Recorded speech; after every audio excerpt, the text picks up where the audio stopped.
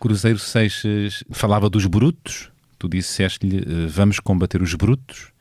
Temos que combater quem? Eu acho que precisamos de lembrar a todo o tempo que a cultura não é ociosa, que a humanidade é uma construção cultural, que a cultura constrói a humanidade, que os artistas não são vadios, parasitários que procurem aproveitar um sistema, vampirizar um sistema. Os governos em Portugal parecem ainda não ter percebido isso? Não perceberam nada. Menorizar o poder ou menorizar a importância da arte é não perceber nada do que é a construção humana e do que é de facto empoderar um povo para o futuro. A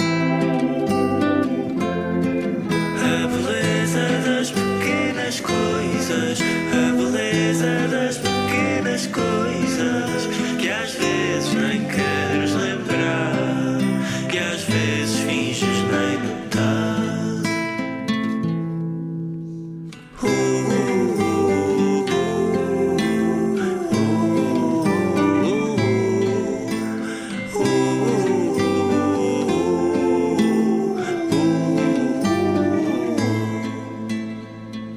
Uma conversa com Bernardo Mendonça.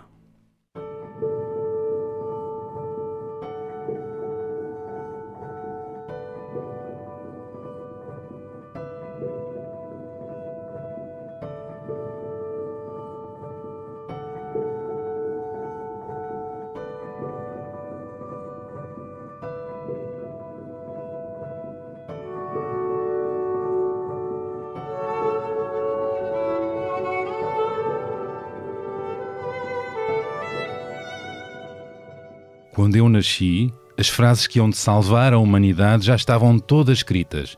Só falta uma coisa: salvar a humanidade. Quem o escreveu foi Almada Negreiros, um artista sábio que aparece citado pelo escritor Walter Ugumem nas primeiras páginas do seu último livro, antes de mergulhar fundo nas memórias do seu passado.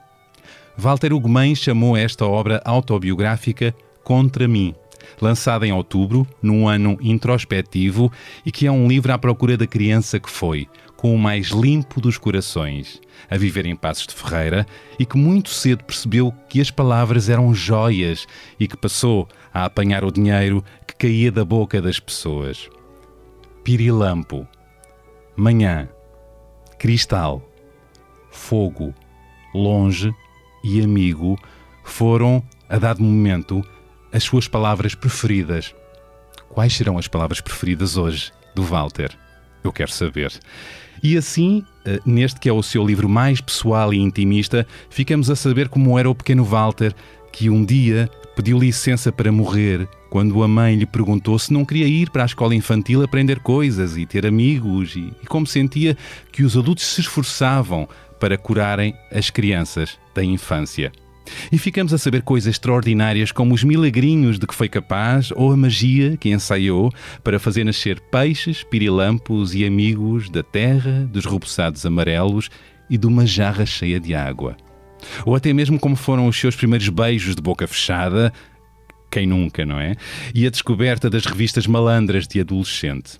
E eis um livro que se lê de enfiada, com a alegria de nos ajudar a recordar, através das suas memórias, os miúdos que todos fomos. Tenho aqui à minha frente esse miúdo, feito homem, o escritor Walter Ugumem, que é um dos mais relevantes e interessantes autores portugueses da atualidade. A sua obra está traduzida em inúmeras línguas e é autor de 7 romances.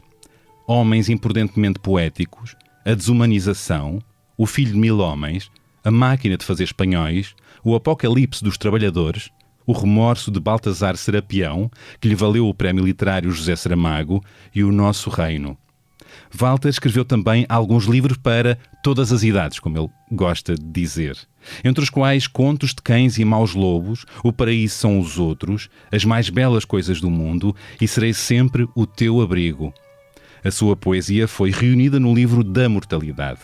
Publica ainda a crónica Autobiografia Imaginária, no Jornal de Letras, e Cidadania Impura, na Notícias Magazine. E é na sala de podcasts do Expresso onde arranca agora esta conversa. Olá, Walter. Olá, Bernardo. Muito obrigado pelo teu convite para esta conversa. E quero muito deixar isto dito. Eu sou ouvinte do teu podcast. Gosto da... É uma honra para mim saber disso. Esta agora. Gosto muito da forma como abordas os teus convidados, e andava há um bom tempo a querer, a sonhar poder ser convidado para aqui vir, de maneira que é com um prazer enorme que aqui estou. Olha, fico muito feliz por sabê-lo, porque também admiro muito a tua obra e há muito que desejava que viesses aqui.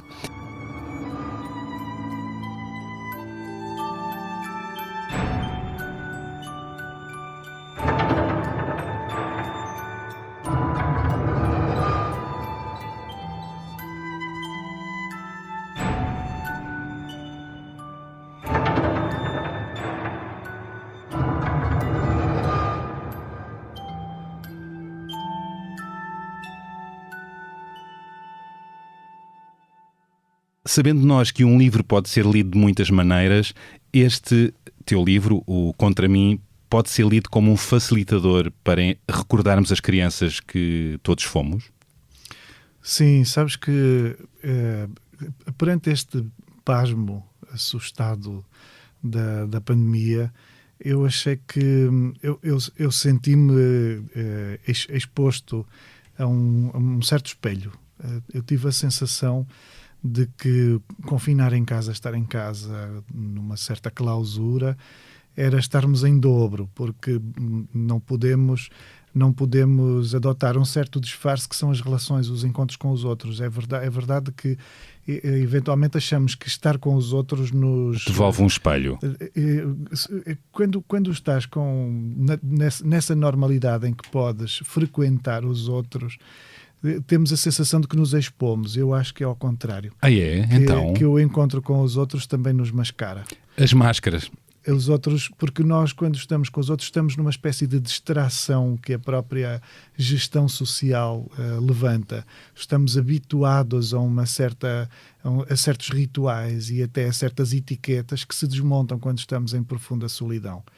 Quando estamos entregues a nós mesmos, não temos os rituais são outros, eventualmente, mas sobretudo há toda uma etiqueta que se desmonta.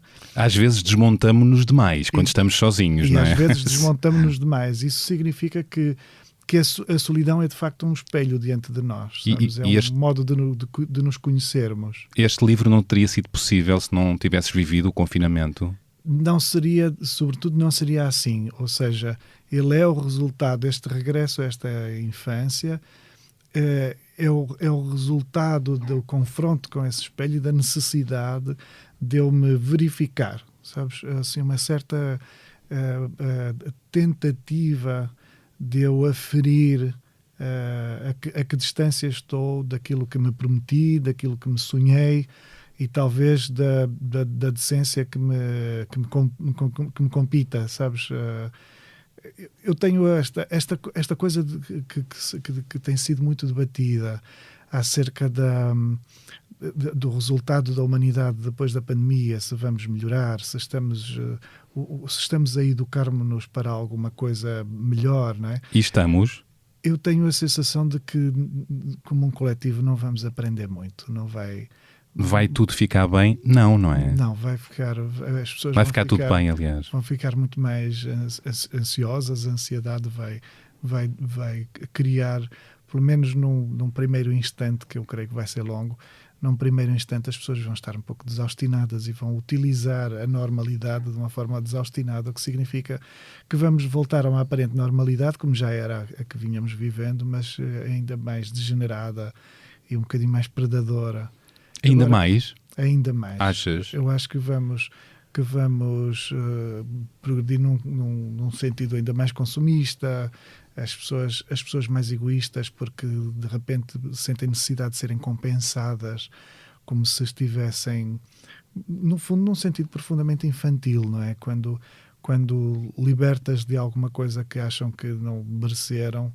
E então querem em dobro. São carentes, tornam-se carentes e mimadas, e eu acho que nós, em algumas situações, já vamos assistindo a isso, essa prática de uma autoindulgência que as pessoas se querem compensar de alguma coisa que acham que não mereciam ter vivido. E, na verdade, nenhum de nós precisava de estar sujeito a uma pandemia, não é? Não estávamos à espera e, genericamente, não é que a mereçamos, mas a atitude do indivíduo que ressurge como um ressentido é uma atitude tremenda que não augura um futuro a médio prazo, um futuro muito feliz. Não aprendemos nada com isto? Não vamos aprender nada. Caraças! Eu quero muito acreditar, ou melhor, quero impor-me, digamos assim, uma disciplina de maneira a que não me destrua neste tempo. Talvez muito ao contrário. Eu gostaria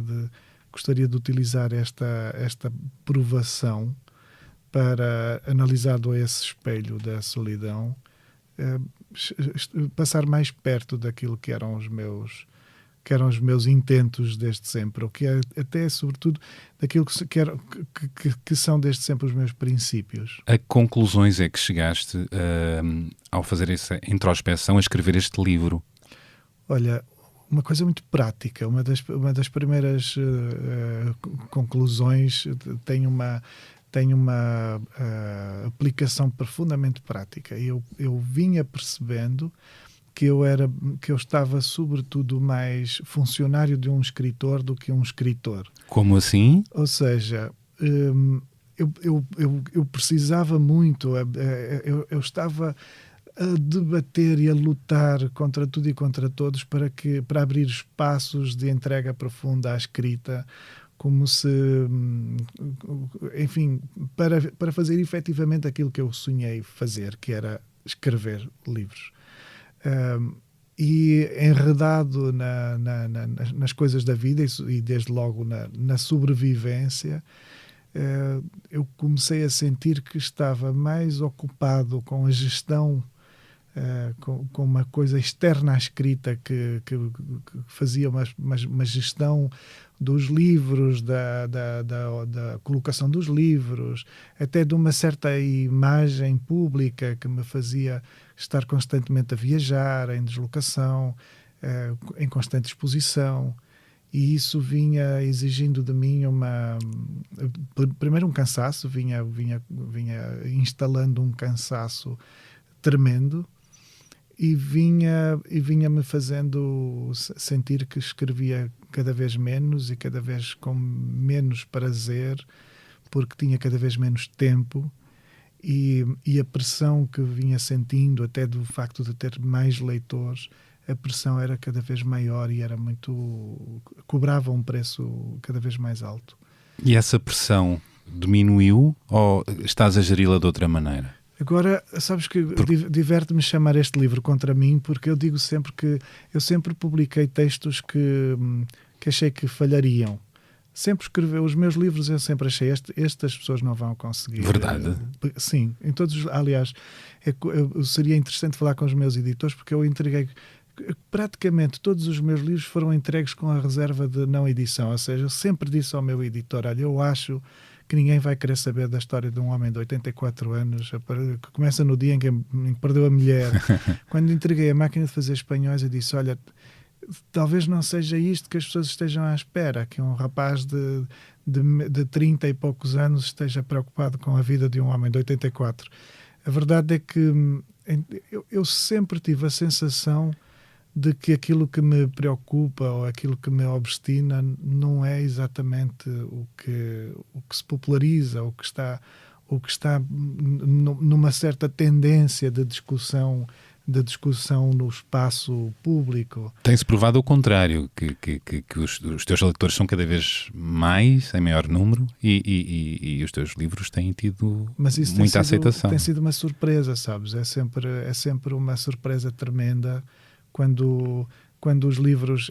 por exemplo, lembro-me quando publicou Remorso de Baltasar Serapião, que é uma violência, uma exposição violentíssima do machismo e é ao mesmo tempo uma espécie de protesto feminista que não aponta a redenção, porque eu acho que ainda não há redenção para as mulheres ainda estão muito mal aceites no planeta. E quando eu publico esse livro em 2006, toda a gente me diz que está completamente fora de questão, que o papel da mulher estava perfeitamente assumido, assimilado. Hoje em dia as mulheres estudam mais, cursam mais, licenciam-se, um dia destes vão ser... Essa falsa ideia, não é? Que está tudo bem. De que havia uma igualdade, igualdade uma de paridade. género, uma paridade. E eu na altura achava, bem, eu devo viver de facto num mundo tremendo, ou então as Caxinas, onde eu continuo a viver em Vila do Conde, ou então as Caxinas são de facto uma espécie de coisa extraterrestre, porque eu não vejo nada dessa paridade. Mas ser escritor é ser mais alto, é ver de cima, é ter um olhar... Sabes, eu não tenho muita sensação adaptando de ver... poema. Sim, eu não tenho muita sensação de ver exatamente mais do que veem os outros. O que eu acho é que as coisas se me colocam como inelutáveis, sabes? Assim, para mim, o que para um cidadão comum talvez possa existir distraidamente, possa ser visto de um modo desimportante, para mim de repente gera uma obsessão, e eu não consigo, por menos plausível que a questão pareça aos olhos dos outros, para mim ela impõe-se-me, e então eu não consigo desviar o olhar. Quando falo por exemplo, em 2007, quando publico o Apocalipse dos Trabalhadores, eu estava a achar que nos abeirávamos de uma hecatombe financeira, económica, e o livro sai numa espécie de desamparo em que toda a gente pensa que coisa alarve, não é? Chamaram o livro o Apocalipse dos Trabalhadores, quando todos os índices pareciam estar a indicar melhorias e estávamos mais europeus do que nunca. E eu andava obcecado com aquilo, porque estávamos num tempo em que Portugal era objeto de imigração como nunca, havia muitos ucranianos, estávamos com muitos brasileiros, e isso era cada vez mais notório. E eu pensei assim, isto não é uma expressão da saúde do mundo, muito ao contrário. Isto é uma expressão das falhas que existem em outros pontos, e nós não estávamos, achava eu, que não estávamos a conseguir ler que a presença dos ucranianos significava uma desgraça ucraniana, significava que a Ucrânia estava destroçada, que a presença de cada vez mais brasileiros significava uma desgraça brasileira. A presença dos refugiados. De onde vêm? Vêm porque não têm onde viver, estão a fugir da morte muitas vezes. Exatamente. E era só, na minha cabeça na altura, era só uma dificuldade de invertermos as coisas e de percebermos que, eventualmente, nos anos 60, anos 70, quando eram os portugueses a sair, e depois, mais tarde, os portugueses, na verdade, saíram sempre, não é? Mas houve alguns momentos de verdadeiros êxodos, e eu acho que que havia uma dificuldade de leitura, porque nós aparentemente estaríamos melhores. Havia uma dificuldade de leitura do que concretamente as coisas significavam. E a verdade é que a partir de 2008 entramos, a crise começa-se a definir e entramos em facto, grande, num apocalipse dos trabalhadores perfeitamente concreto. Agora, se me perguntas se é uma capacidade de ver, não, é uma espécie de pressentimento que faz com que, por menos plausível que a questão possa parecer, ela não me deixa, é algo que se me impõe, mesmo que todos os indicadores e todos os cientistas aí pretensamente inteligentes e informados me digam que eu não estou a entender nada. Intuição, um olhar apurado, sensibilidade, não é? É tudo junto. Talvez, não sim. É? Talvez um processo profundamente intuitivo. Acho que isso tem que ver comigo, assim, mesmo desde miúdo. Desde sempre. É. Eu acho que mesmo nas minhas estratégias mais pessoais, mais íntimas, há qualquer coisa que me segura, assim, quando não é para ser, quando não vai dar certo. Digo em coisas assim até de perigo, sabes?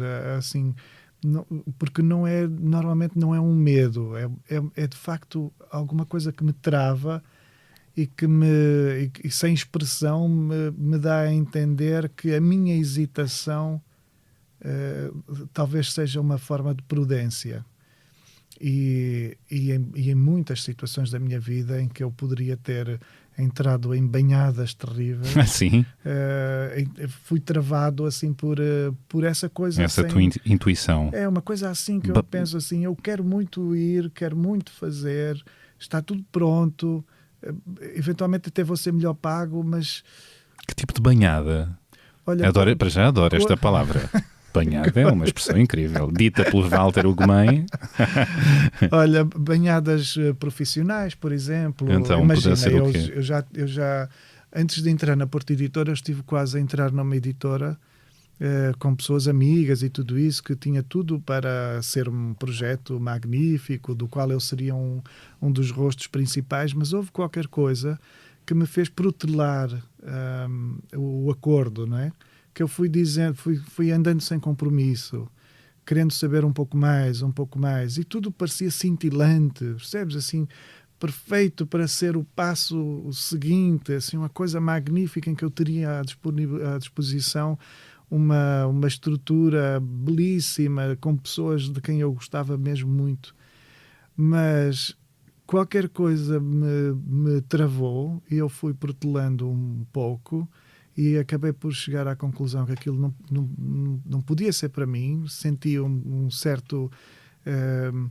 lá está, não é medo, porque nada indicava que eu devesse ter medo, mas achei que me estavam a oferecer algo que não poderiam oferecer. A ludibriar, de certa maneira, não é? Porque estavam ludibriados, sabes? Porque eram de facto pessoas amigas.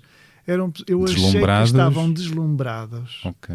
E eu pensei assim, espera aí, eu não estou a lidar com uma coisa, as pessoas não me podem, embora me estejam a querer garantir isto, não me podem garantir isto, porque isto não está garantido para elas mesmas. Por isso, a probabilidade disto acontecer é muito pequena.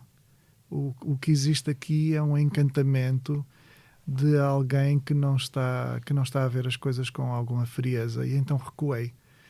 E essa editora simplesmente fechou passado uns meses, e as pessoas que deram um passo na direção daquela editora ficaram todas destroçadas, com contratos assinados para não sei quantos livros. Bolas. E algumas nunca mais se puseram a pé. Soubeste rodear-te das pessoas certas. Maria do Rosário Pedreira, não é? Sim, é Rosarinho. Gosto muito dela. Rosarinho, chama-se assim. Sim, é Rosarinho. Enfim, olha, é uma pessoa de quem eu me abeirei por ser poeta, e ela é uma poeta, que eu admiro muito. E além de uma editora das mais importantes do nosso país, sim, não é? Sim. Se não do mundo. Quando eu a conhecia pedindo autógrafos, sabes? E visitei-a e pedia-lhe autógrafos, e ficava fascinado pelo simples facto de passar perto dela e dela poder perder ali uns minutos comigo a autografar-me um livro. Ela houve alguma vez, porque ela é muito exigente, não é? E ela é tramada.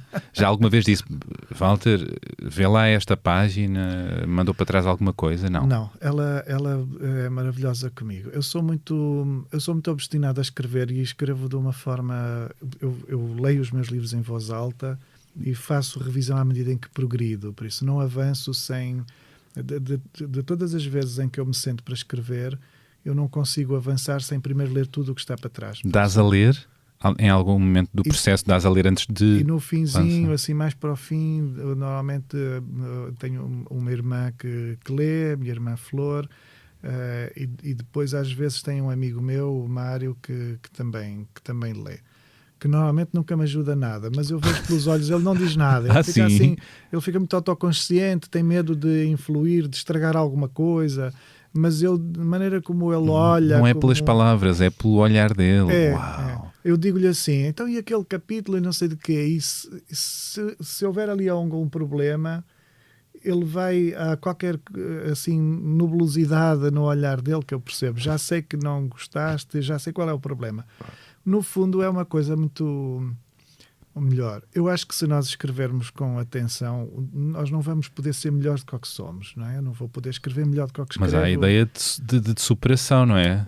Agora, podemos tentar encontrar essa superação, fazer melhor do que o que já fizemos, mas no fundo vamos ser quem somos, vamos ser o escritor que somos, mais do que o escritor que queremos ser. Mas o que eu acho que nos compete não é tentar ser o que não somos. O que nos compete é não enganar e não partirmos para um livro como se estivéssemos a enganar o leitor. Ou seja, Como o é que isso eu se quero faz? dizer Pois.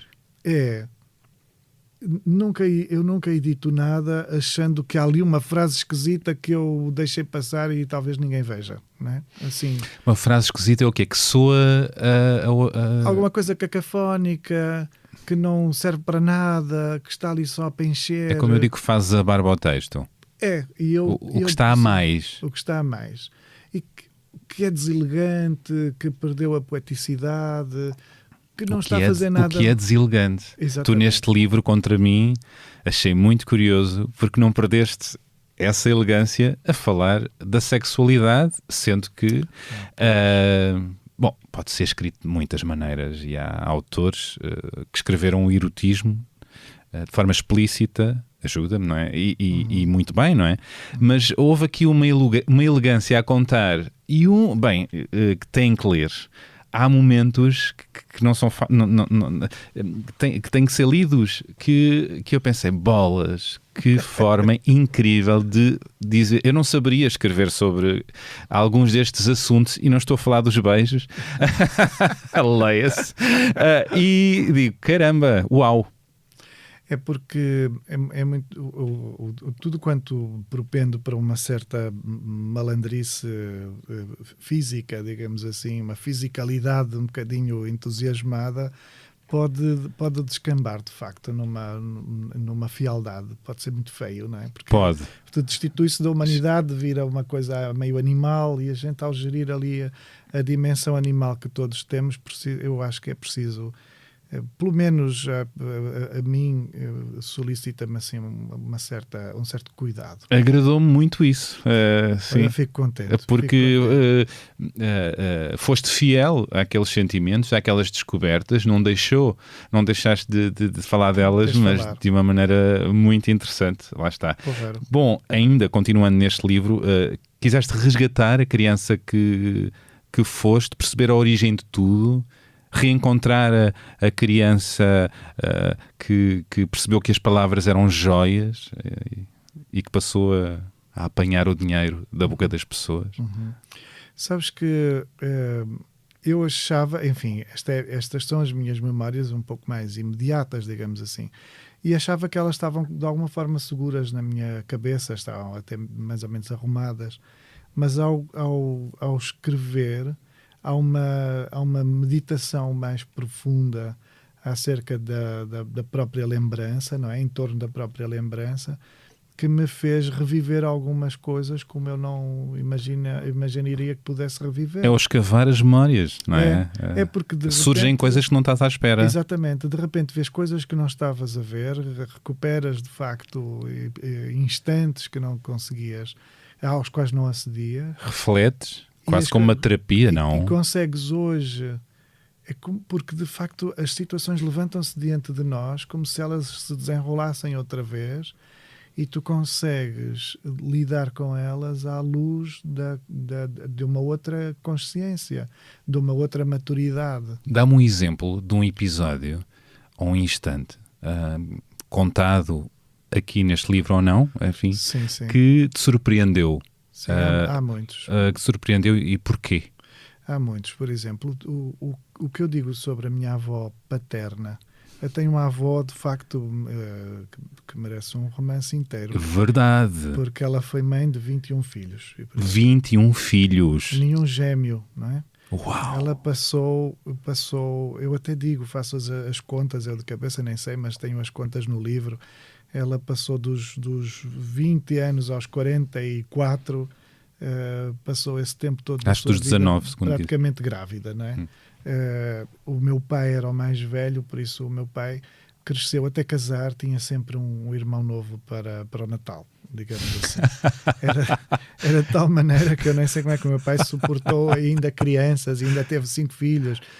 Mas tudo o que eu digo, tudo o que eu escrevo sobre a minha avó tem também, para as pessoas não vai fazer diferença, no fundo, talvez isto não surja para um leitor, mas tudo o que eu escrevo sobre a minha avó, para mim é muito, é quase terapêutico, porque a minha relação com ela era muito complexa.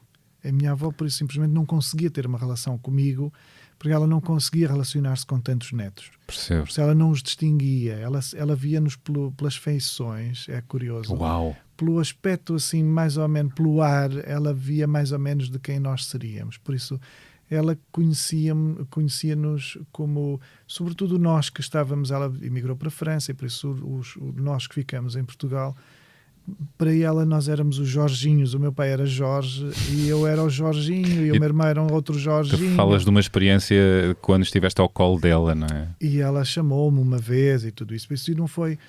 Enfim, ao escrever sobre esta mulher de que eu não guardei, ou com quem eu não pude ter um carinho muito especial, porque ela não tinha como exercer uma familiaridade intensa com tantos netos, ao escrever hoje sobre ela, eu entendo-a como nunca a entendi. Pacificaste com... E eu pacifiquei-me.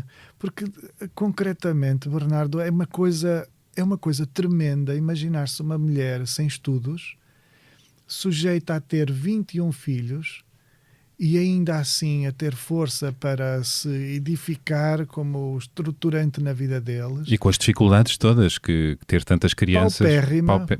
Paupérrima, fugindo para a França sem nada, chegar a um país do qual não dominava a língua, não dominava rigorosamente nada, e a ter de arranjar modo de trabalhar com aquela enxurrada de crianças atrás dela.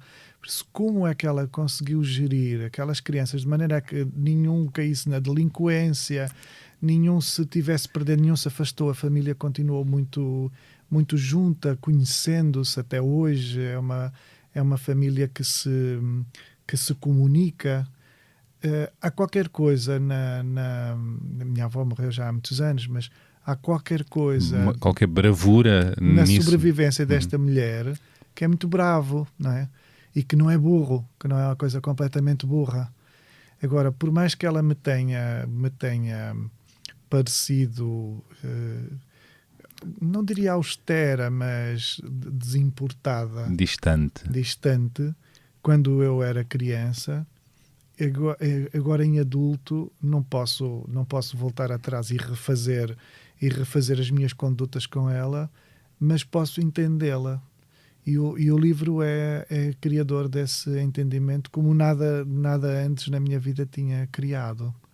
E reconciliaste-te contigo na criança que foste? Sim, pude gostar quer dizer, eu consigo ainda gostar de mim, gostar daquela criança. Eu gostava, inclusive,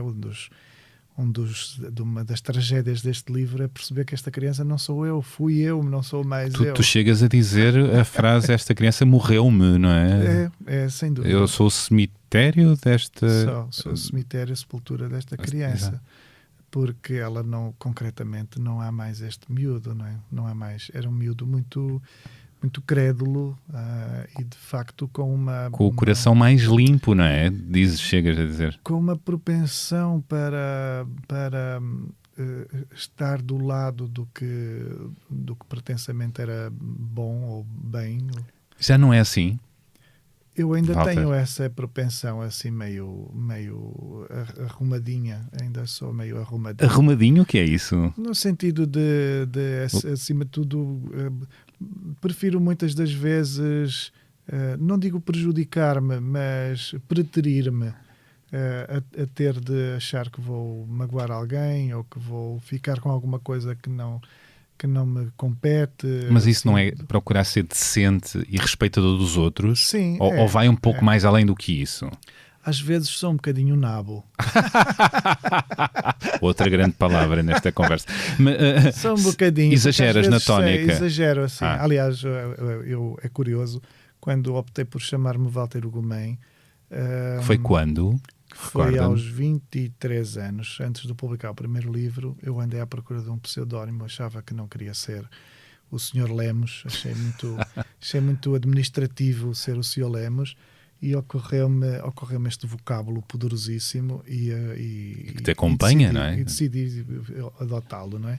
Até porque tem esta coisa que perturba os géneros, e na altura não se discutia nada ainda esta questão dos géneros, mas perturba um bocadinho essas convenções de que temos de ser ostensivamente uma coisa ou outra, e pronto, e eu optei por isto. Mas hoje é curioso, tenho alguns amigos que me mandam a desencarnar a maternidade, assim, sai de dentro, Walter Hugo mãe, sai mãe de dentro do Walter Hugo, larga Larga a mãe. porque eu tenho um bocadinho essa...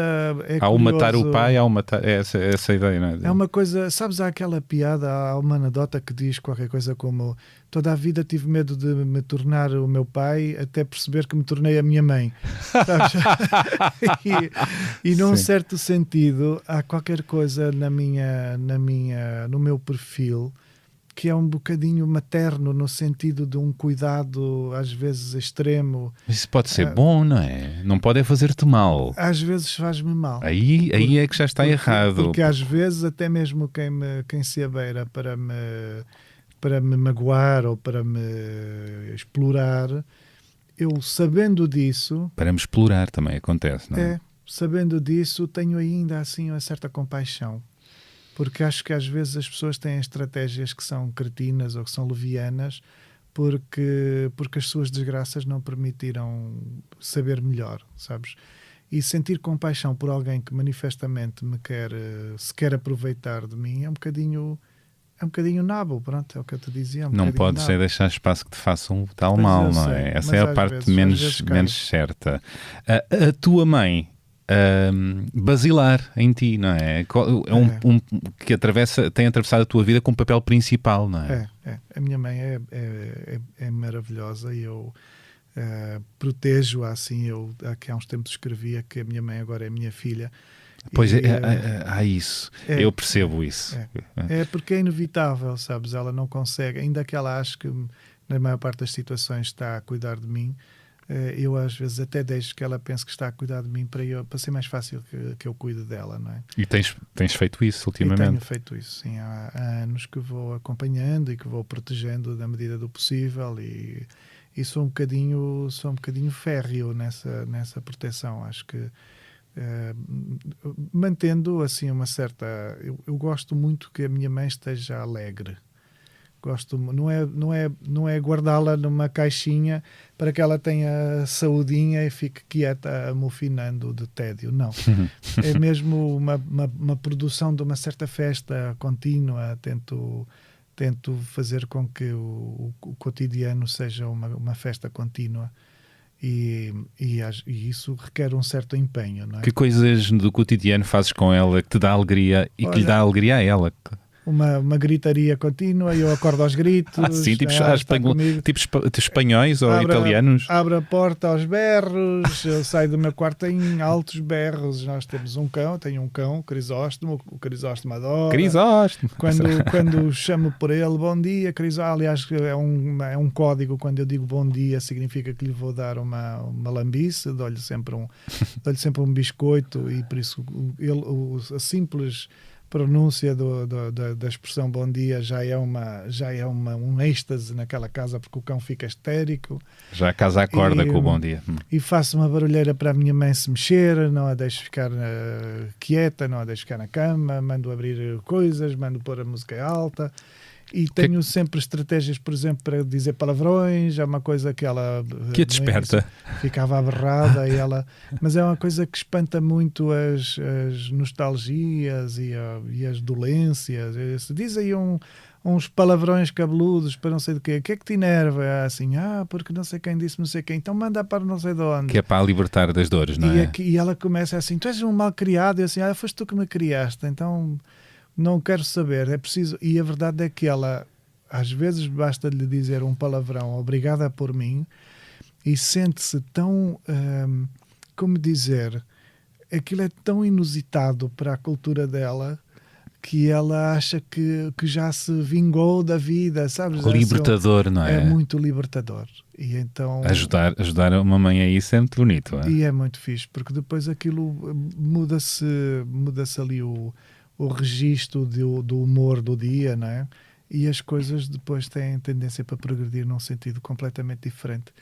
E esse esforço para uma alegria, mesmo que às vezes não seja, a alegria a gente pode induzi-la também um pouco, não é? Claro que sim. As coisas, sabemos todos que as coisas são difíceis, mas também há uma certa decisão, não é? É bom podermos decidir estarmos melhor. Não sei se alegres, mas melhor. Se não for, não há de ser uma forma de felicidade, mas pelo menos que não nos rendamos a uma tristeza, a uma certa desistência. Consegues isso com facilidade? Não diria que é fácil, depende depende muito dos outros, depende muito, por exemplo, de ser pela minha mãe, sabes? Se eu estivesse sozinho, se não houvesse ali ninguém por quem valesse a pena o esforço, talvez não fizesse tanto esse esforço, não é? Tu, neste livro, a criança que foste, há o medo, há a solidão e a constante, ou muitas vezes a ideia da morte. Estas ideias deixaram de ser tão presentes? Não, na verdade não. Eu cresci muito impressionado com a morte porque já tinha um irmão morto quando nasci. O Casimiro, não é? O Casimiro. Os meus pais perderam um filho antes de eu nascer. E por isso esse hábito de visitar o cemitério e inclusive de ser obrigado a gostar de um irmão que nunca tinha visto e que eu imaginava deitado à terra, não sei bem a fazer o quê, não é? O que lhe haveria de estar a acontecer.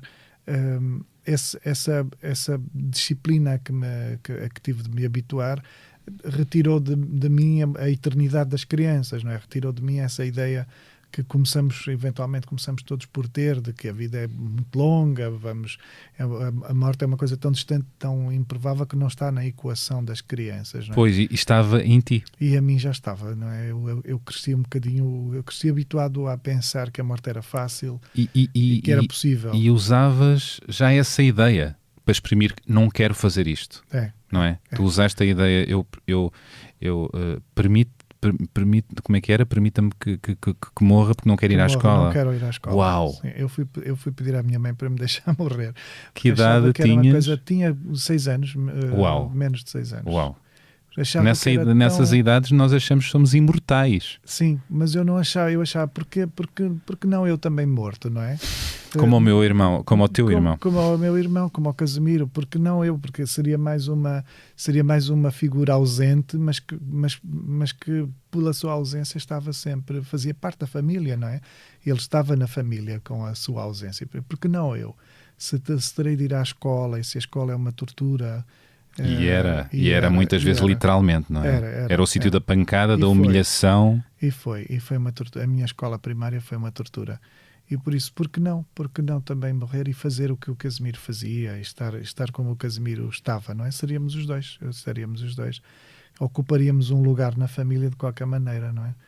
E eu hoje, é curioso que eu estou com 49 anos, que é uma idade perfeitamente obscena, porque nunca, enfim, eu não me consigo ver com 49 anos, sabes? Acho que fui roubado, não sei eu também tenho essa sensação. Eu não sei se estava distraído, pois, eu devo ter estado distraído. Como é que isto me foi acontecer?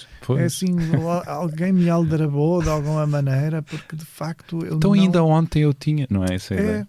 Parece-me que ainda estou assim a cumprir algumas tarefas dos 19 e dos 22 e dos 25. Com que idade é que te sentes aí dentro? Eu acho que não tenho mais de 30. Eu também. Há muito prazer. Olha, estamos completamente acabados, é o que isto quer dizer. Há qualquer coisa que não regulou completamente. Não regulou. Eles não regulam. E a solidão ainda te acompanha, que é uma palavra também usada, e por isso eu registro na cabeça de uma criança. Ainda. Eu acho que nós estamos inevitavelmente sozinhos. Acho que somos grandezas tão distintas que, por mais que nos abeiremos e que nos expliquemos, nunca nos vamos acompanhar profundamente, porque talvez nunca nos possamos entender profundamente. Ou seja, há um esforço, e esse é o sentido, no fundo, se quiseres, é o sentido da vida, o esforço da aproximação, o esforço do encontro. O amor, E a procura do amor, da empatia. Uhum. Não só o amor. O amor talvez seja o cúmulo, assim, não é? Uma espécie de coroação desse sentido. Mas nós não podemos amar todas as pessoas. Não vamos amar todas as pessoas. Não, Walter, não podes amar todas as pessoas. Não dá. Tem que ser menos. Menos. Mas qual é então o teu sentido da vida? Armando Maqui em Miguel Gonçalves Mendes, passa o realizador que tem. Vai assinar, vai estrear um filme com este nome, título, o sentido da vida. No qual eu estou metido também. Mas passa muito mais por nos pacificarmos com os outros e por estarmos para os outros de uma forma construtiva, ou seja, não como boicotes, mas como potenciadores do que os outros também são. E por isso tem que ver com o encontro, com a alteridade pura. Se pensares bem, por exemplo, na desumanização, num dos meus romances, eu defino um pouco as coisas, e o pai da Aldora, de uma das personagens, diz-lhe: Aldora, a humanidade não começa exatamente em ti, começa no outro. A humanidade começa no outro, começa naquele que te rodeia. Exatamente porque tu não recebes, tu em profunda solidão, não te podes arvorar à condição de humano. Tu recebes a condição de humano pelo encontro com o outro, pela alteridade, não é? Porque é um conceito plural. O paraíso são os outros? O paraíso são os outros, exatamente. Tem que ver exatamente com esta convicção de que nós só nos potenciamos como humanos, só nos fazemos humanos com o outro. E o inferno somos nós? O inferno, a maior parte das vezes, somos nós. Claro que há meia dúzia de estafermos que também nos podem lixar, não é? Mas é muito mais da condição da exceção, que o outro seja o nosso inferno, do que propriamente da regra. A regra é que o outro está aí. Vê bem, nenhum de nós é precedente quando nasce. Nós só vingamos porque em nosso torno alguém se organizou para nos proteger, para nos defender de todas as coisas. E é de facto de todas as coisas, porque nós somos imprestáveis durante anos. Pois é. Somos verdadeiramente imprestáveis durante anos. Não é nem, enfim, não é nem umas horas que possamos assim ter a sorte. Olha, se superares as 3 primeiras horas de vida, depois pões-te a pé e vais caçar. Não, a gente leva anos até poder conseguir comida. Por isso, não levaríamos anos, morreríamos todos se não existisse em nós um profundo sentido de cuidado e um profundo sentido de sobrevivência de espécie, nós não estaríamos aqui. Neste teu livro, Contra Mim, percebe-se que havia em ti, desde muito novo também, uma crença em Deus, religiosidade, uma fé. Uhum. Continua a haver uma fé? Olha, cada vez mais, sabes, eu durante muito tempo fui herético, não queria, assim, minha racionalidade, eu achava... Distanciou-te dessa criança? Distanciou-me dessa criança, muito, criou ali uma fratura tremenda, e de repente dou em mim a criar, não digo uma religiosidade, porque não sou religioso, mas a criar uma espécie de... Eu acho que até preciso uma certa coragem, porque nós somos tão disciplinados para não acreditar em nada, não é? Está tão pouco na moda não acreditar. Somos tão levados a não acreditar em nada que de repente quando é mais forte do que nós acreditar em alguma coisa, parece que estamos contra a sociedade, não é? Parece que estamos contra as ideias iluminadas vigentes, não é? Mas é mais forte do que eu, sabes que quando há bocado falávamos da intuição, que me parece que me trava perante perigos muito concretos, eu por vezes tenho a sensação de que em instantes verdadeiramente assustadores alguma coisa me acompanhou. Isto pode ser só uma estupidez, eu aceito, se alguém quiser achar que é só uma estupidez minha, se é só uma loucura, uma coisa poética, não é? Uma função poética de alguém que escreve literatura, mas para mim é muito complexo e é muito sério. E é uma sensação de estar acompanhado. É uma sensação de... Compreendido, acompanhado, será?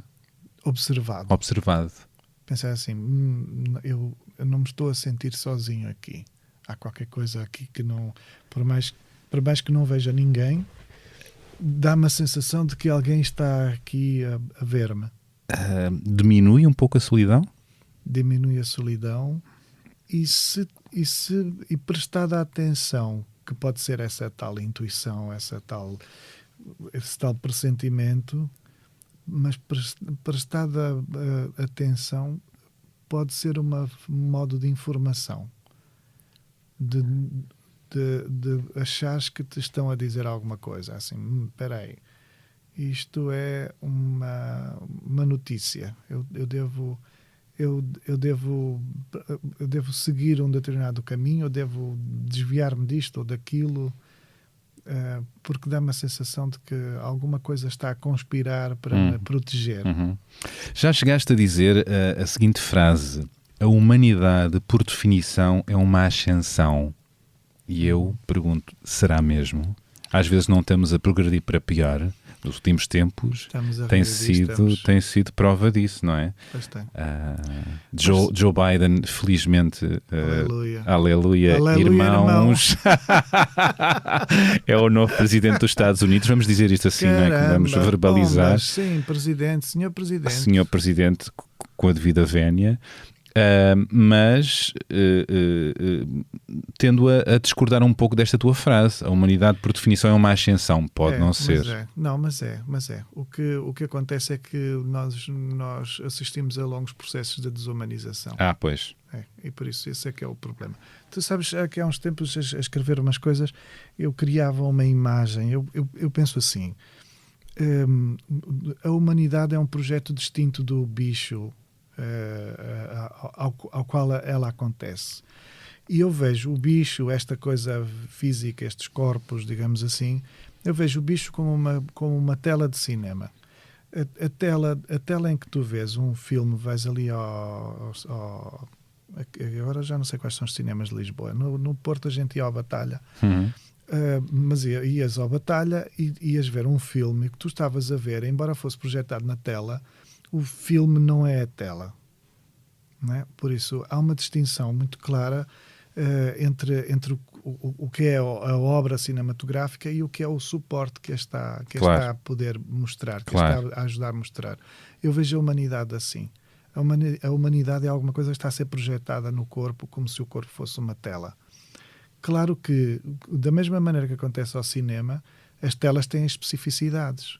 E por isso o filme tu vais ver melhor ou pior, ou vais ver mais assim ou mais assado, consoante a brancura da tela, o esticado da tela, a percepção das coisas todas depende muito. E o significado até pode mudar. Da fisicalidade, até porque podes projetar um filme numa fachada de uma casa, no chão, numa cortina de água, por isso tu podes fazer do teu filme, podes levar o teu filme a um suporte distinto.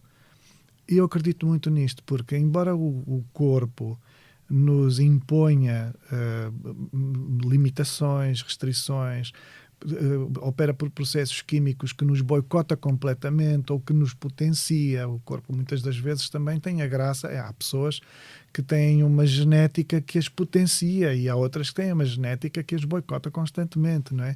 E por isso temos telas de qualidades diferentes e também lutamos pela qualidade da nossa tela com forças distintas e temos espíritos distintos e por isso eu estou gordo e careca porque também fiz um certo esforço para não cuidar de mim como podia ter cuidado. Mas também à parte, contas num capítulo, fizeste questão disso, e bem, que já foste lindo como ao sol. Fui lindo durante 2 semanas e meia. As miúdas não te largavam. Não largavam, concretamente. E eu vejo isto assim, eu vejo o projeto humano como uma espécie de ideologia, sabes? E não propriamente algo que esteja imediatamente conferido a alguém. Eu acho que a todos nós nos compete um esforço no sentido da humanização. E o que acontece é que muitas das vezes estamos empoderados desta ideia ab início, não é? A priori de sermos dignamente humanos, mas não nos comportamos enquanto tal. Estamos a viver e a assistir a formas de estar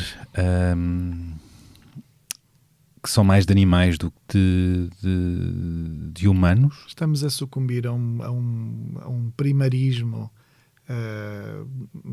tremendo. É curioso que no instante mais sofisticado de sempre, não é? Na super sofisticação que nos traz, por exemplo, a virtualidade, as redes e tudo isso, quando melhor acedemos à informação, quando mais acesso teríamos a um esclarecimento, é quando falhamos na dimensão ética, na dimensão, se quiseres, humana. É quando verdadeiramente temos tudo disponível que recuamos a uma condição um bocadinho mais bruta e mais animal. E andamos a falhar nisso muito agora? Andamos a falhar nisso muito. Andamos distraídos com os aparelhos? Estamos a ser distraídos, mais do que andarmos distraídos. Estamos a ser infantilizados. A maior parte dos adultos hoje perdem-se a jogar joguinhos e a ver séries na televisão. Não me ocorre que o meu pai se distraísse com joguinhos e com programas de televisão. Para ele a vida era uma sobrevivência contínua, um esforço contínuo. E agora é o dedo no Instagram, no Facebook, sim, nas mensagens. Eu lembro-me do meu pai distrair-se. Enquanto se vê ao mesmo tempo televisão, ou sei lá o que é, ou se está no computador, ou sei lá. Eu lembro-me, o meu pai distraía-se com grandes conversas. Era o que distraía o meu pai. Era assim o lazer do meu pai, não é? Era de repente ter grandes discussões. Os serões, as conversas com amigos. Exatamente. Eu lembro, por exemplo, já no tempo universitário, quando começo a conseguir entender um bocadinho melhor o mundo dos adultos, lembro-me das conversas que tinha com o meu pai sobre as questões políticas, as questões sociais, as fraturas, coisas do universo dos preconceitos, os países, as lonjuras, as culturas. E o meu pai, esta era no fundo era a dimensão lúdica da vida de um adulto, era um pouco esta. Talvez esteja ligado, isto estás a dizer, ligado ao que tu escreveste. Tu eras muito magrinho, qual é a expressão que usavas? Não sei. Era um palito. Era um palito. Um pau de virar tripas. E a tua ideia de felicidade foi-se alterando? Escreveste várias ideias sobre o que é ser feliz. Uma delas era engordar, que aconteceu, não é? Aconteceu. Infelizmente engordei demasiado. E conversar, não é?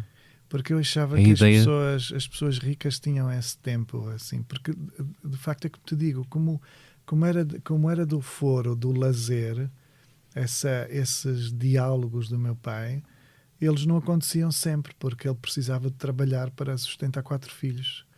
E então o tempo da conversa era o tempo dos ricos, era de facto, conversavam as pessoas que eram felizes, as que podiam ser felizes. E eu ainda estou muito convencido de que o diálogo, porque o diálogo é verdadeiramente a manifestação do encontro, não é? É a consumação, se quiseres, desse sentido da vida de que vínhamos falando. E onde podemos encontrar as tais joias, as tais alegrias nos outros, não é? Exatamente. E a tua escrita, o que é que te estimula a escrever hoje? Não sei se é sempre o mesmo.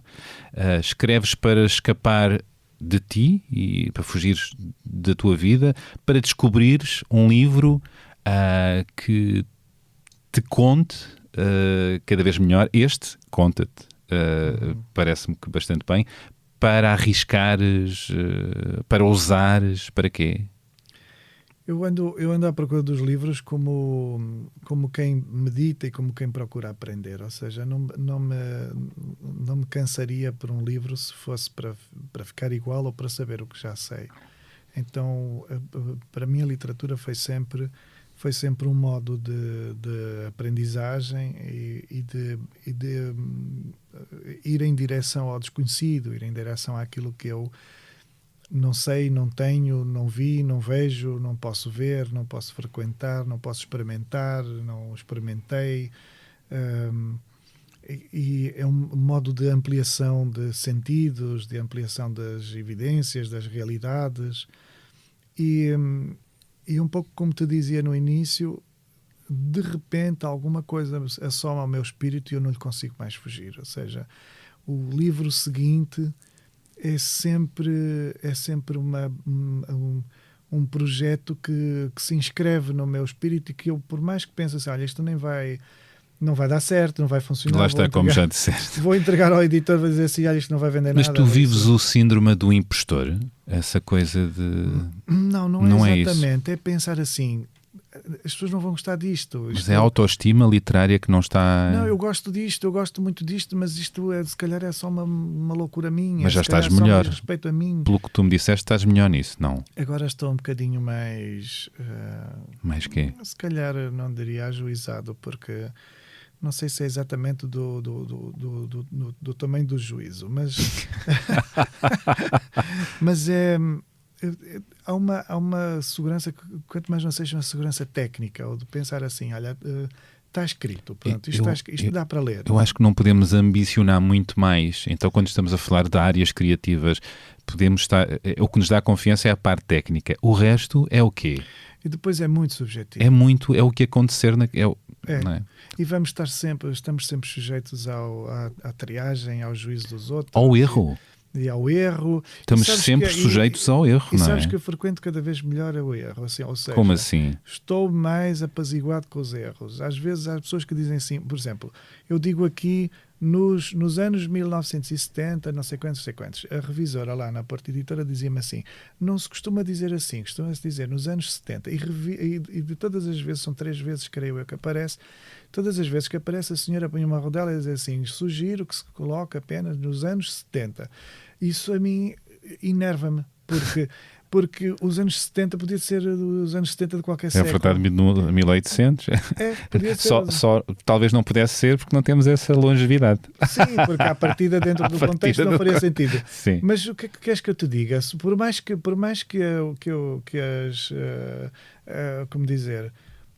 o hábito, que os costumes indiquem que deve dizer-se nos anos 70, a mim não me cabe, sabes? Não me convence. Então é algo que eu prefiro optar por uma fórmula que talvez seja mais imperfeita, mas mais tua. Mas que é minha, mas que me deixa, pelo menos deixa-me não me enerva, percebes? Porque eu quando leio alguma coisa que me diz de outro modo, penso assim, isto não... pode ser assim que se diz, mas não te serve. Não me serve, a mim não me serve, enerva-me. E tu demoraste a encontrar a linguagem que te servia? Sei que chegaste a dizer que só depois dos 30 é que te sentiste escritor.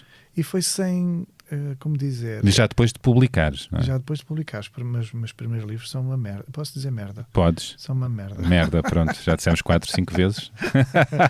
Eram muito frágeis, livros de poesia muito frágeis, muito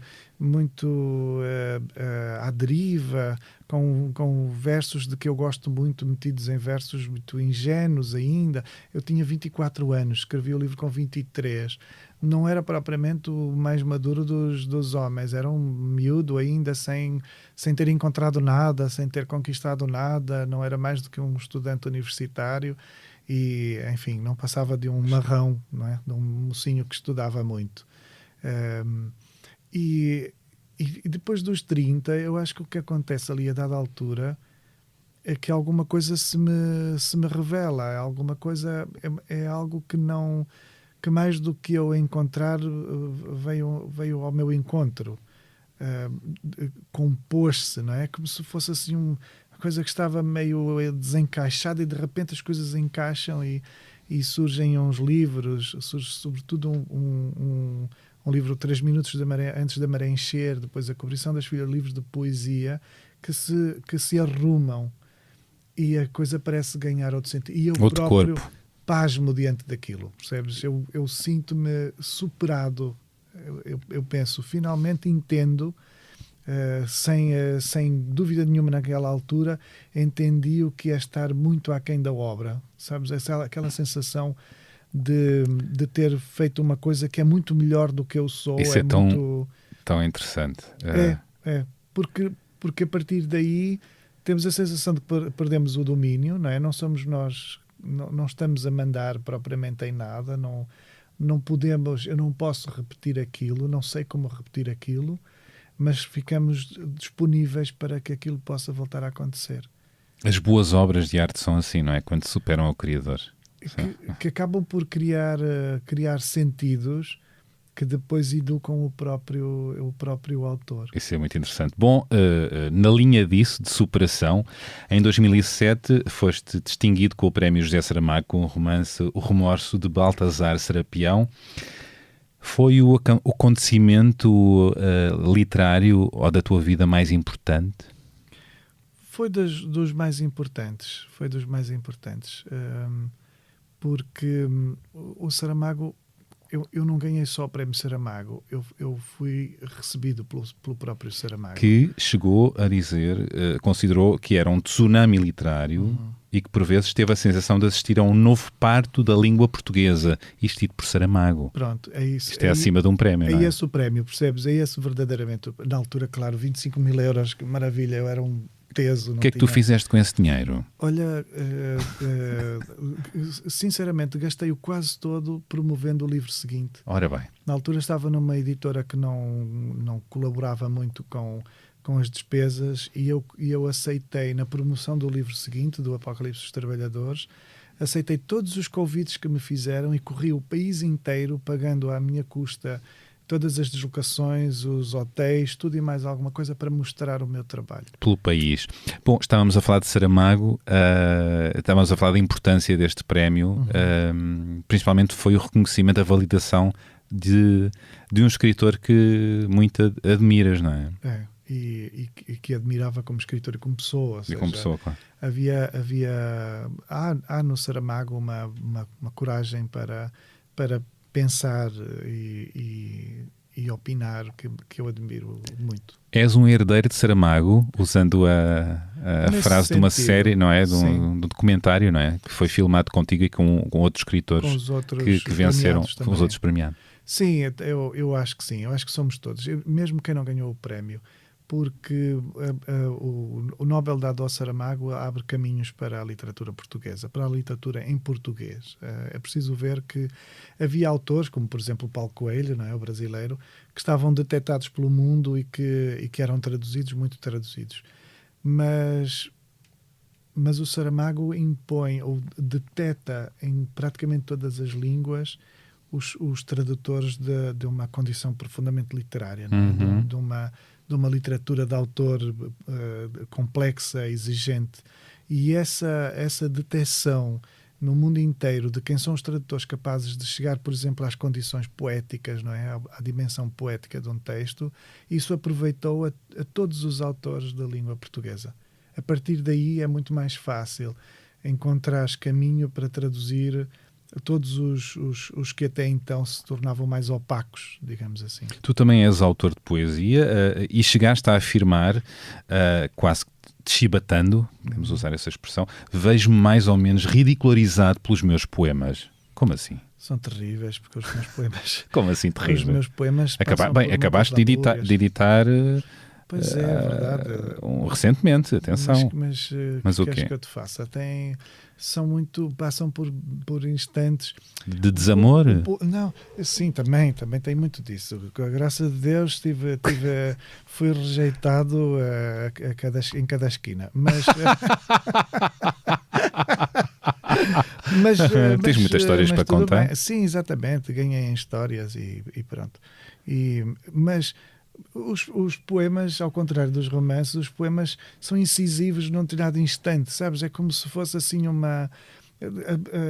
assim, naquele preciso momento em que tu passas por uma determinada situação, parece que se plantou um poema, parece que há ali uma sobra daquele instante, e há algumas coisas que tu talvez pudesses querer simplesmente ignorar, pensar, olha, nem é por doer ou por deixar de doer, mas às vezes por simplesmente te expor. Mas quando o poema se faz com esse lado meio furtivo, parece que te rouba, não é? Uma coisa inelutável, uma coisa assim que a traição... Que te rouba a traição? É uma espécie de texto traidor, porque ele impõe-se-te levando o mais vulnerável de ti e depois já está ali. E depois, claro, se aceitares o jogo da arte, não é? O deslumbre pela arte, acabas por dar a cara por aquilo, acabas por publicar. Mas é muito bom publicar sem que as pessoas questionem, sabes? É assim, eu acho que um livro de poemas é uma coisa, se os leitores educados compram, leem e ficam calados. Não vêm falar com o autor e dizer assim, olha, tu neste poema dizes não sei o que, não sei das quantas. Isso é muito, muito. É Se as raro. pessoas, quem nos estiver a ouvir, se não souber, que saibam disso de uma vez por todas.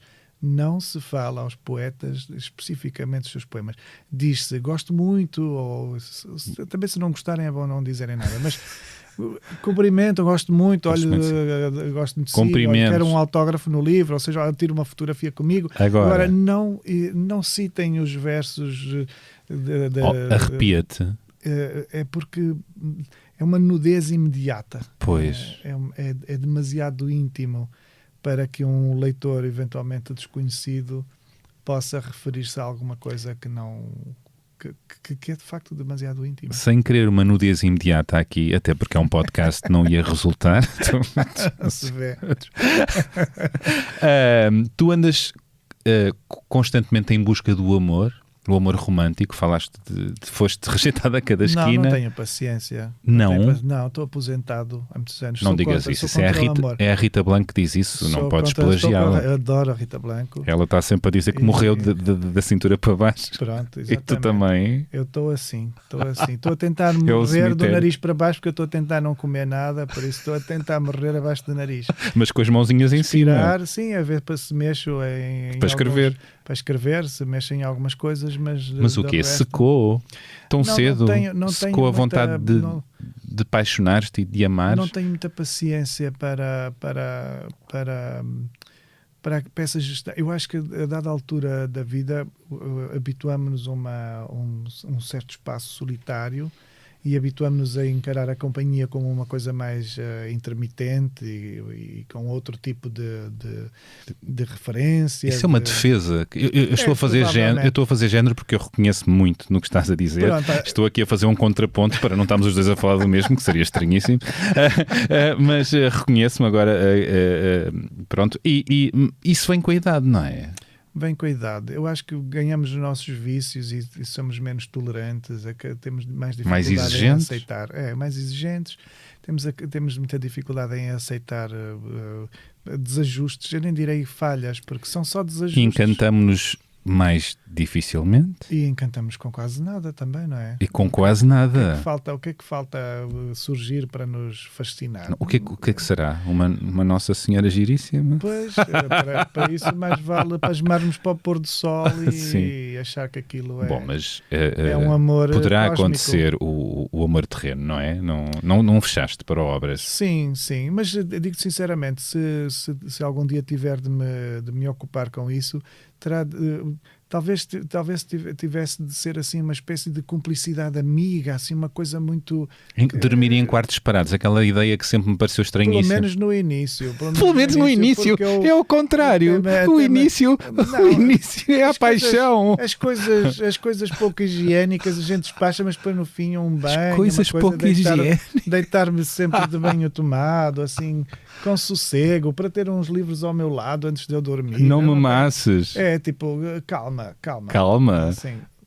Menos. Vamos com calma. Sim, com muita calma. Eu preciso muito de sossego. Eu estou numa fase da minha vida. Eu há 7 Walter, anos que tens estou 49 anos. Eu sou um senhor.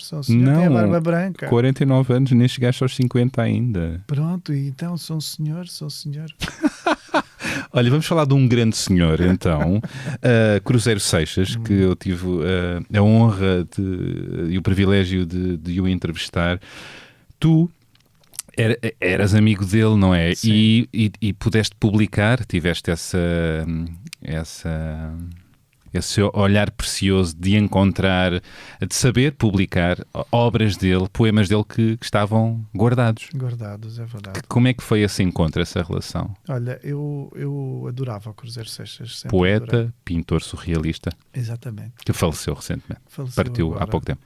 E eu adorava-o completamente. Adorava a arte dele, adorava as pinturas dele, o trabalho plástico.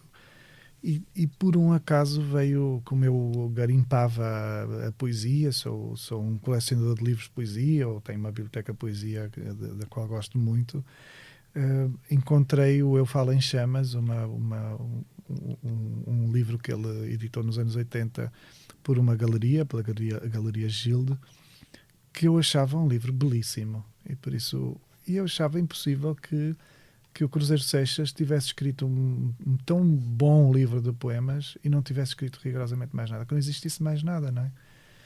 E um dia consegui, através da Cupertino Miranda, consegui o endereço e o telefone do Cruzeiro Seixas aqui em Lisboa, e vim de propósito pedir-lhe que me recebesse, que gostaria de eu lhe falar sobre a poesia dele.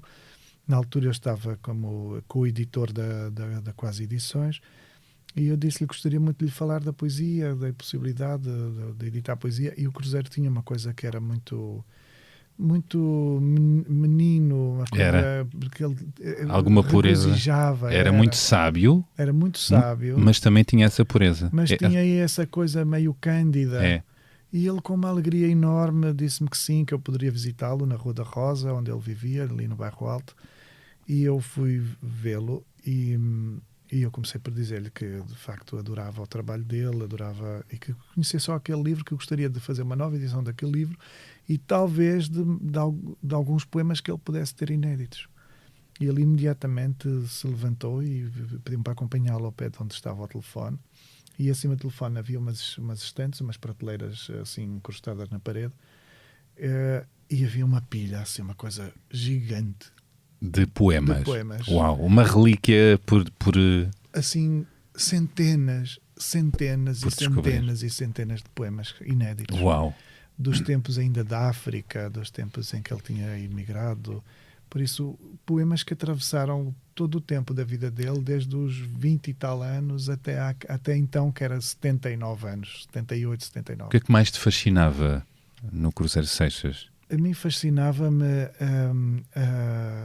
a luta pela imaginação, ou seja, o não se bastar com a realidade, o saber que a razão não é suficiente, que há muito mais do que simplesmente ser racional. E essa coisa de enquanto puder haver mais um desenho ou puder haver mais um poema, a vida vale a pena. Uau. E eu vi sempre isso no Cruzeiro. E eu estou convencido, e eu tenho de ser isto de bagaço, não comover, eu estou convencido que o Cruzeiro morreu porque já não conseguia ver, tinha muita dificuldade, já não conseguia escrever, por isso não via, e não conseguia estar com as pessoas que lhe falassem, que o ajudassem a imaginar, a lembrar-se das coisas. Então, estes meses em que ele foi obrigado a estar sozinho, com uma visita de meia hora por semana da Rita, que o acompanhava e que tratava um bocadinho das coisas pragmáticas da vida dele, isto acabou por deprimi-lo e ele desistiu. E nas conversas que nós tínhamos agora, ele dizia-me: não quero mais, eu não estou à espera de nada, a única coisa que pedem-me para esperar, a única coisa que eu tenho para esperar é morrer. E eu tentava por telefone, voltar a falar-lhe das coisas que eu sabia que ele adorava. Falávamos do de Quirico, falávamos dos brutos, e eu dizia assim: ao Cruzeiro, mas temos de combater os brutos, que eram os que sem imaginação. Ele dizia que as pessoas que olhavam para uma obra de arte como se vissem um traste, que não reagiam a uma obra de arte, eram brutos. Assim, temos de combater os brutos, há tantos brutos, e ele dizia-me sempre: estou rodeado de brutos, não me deixam ver os meus amigos, não me deixam ver as pessoas que entendem e que imaginam, não me deixam ver as pessoas que imaginam, e só posso ser visitado por brutos, que no fundo eram as pessoas que cuidavam dele, claro, que não podiam, não estariam ali para discutir o surrealismo, claro. Nem estavam ali para o alimentar, para o cuidar. Funcional, não é? Que é importante, não lhe alimentavam. Mas não era o que o mantinha vivo, sim. Não era isso que o mantinha vivo. Ele chegou a dizer uma frase que ainda hoje recordo: há uma percentagem muito grande de loucura que é precisa para se viver. Quem não tem essa percentagem já nasceu morto. Ele tinha, às vezes, quando estava em dias cáusticos, ele quase desprezava as pessoas que não conseguiam ver uma obra de arte, sabes? E no mínimo tinha-lhes pena, tinha dó. Dizia: aquela é uma criatura. Ele tinha um sentido de humor refinadíssimo. Ele era maravilhoso. Sarcástico. E- É uma criatura. Aquilo é uma criatura. Porque não ascendia à condição humana plena. E de uma sensibilidade fora de série. É. E apaixonadíssimo até ao fim. Era muito curioso quando discutia sobre as belezas. Eu apresentei-lhe assim às vezes a algumas pessoas. E agora para o fim ele não os conseguia ver muito bem. O que as belezas... Os rapazes. Os rapazes. Pois, sim. E ele dizia-me assim, ele era assim, Walter, diz-me uma coisa, este rapaz é bonito? E eu assim, acho que sim, se calhar é ele. Assim, que maravilha. Sabes, esta coisa de não conseguir ver, Ai, que engraçado. mas ficar maravilhado porque o rapaz haveria de ser bonito. E ele era bem apessoado. Ele foi sempre um homem elegante, não é? bonito. Elegante. Foi. O ar maroto com que ele mostrou um retrato do Mário Bottas a correr nu nos campos, não é? Sim, Sabes sim, que ele tinha lá. maravilhado pelo Mário Bottas, adorou conhecê-lo.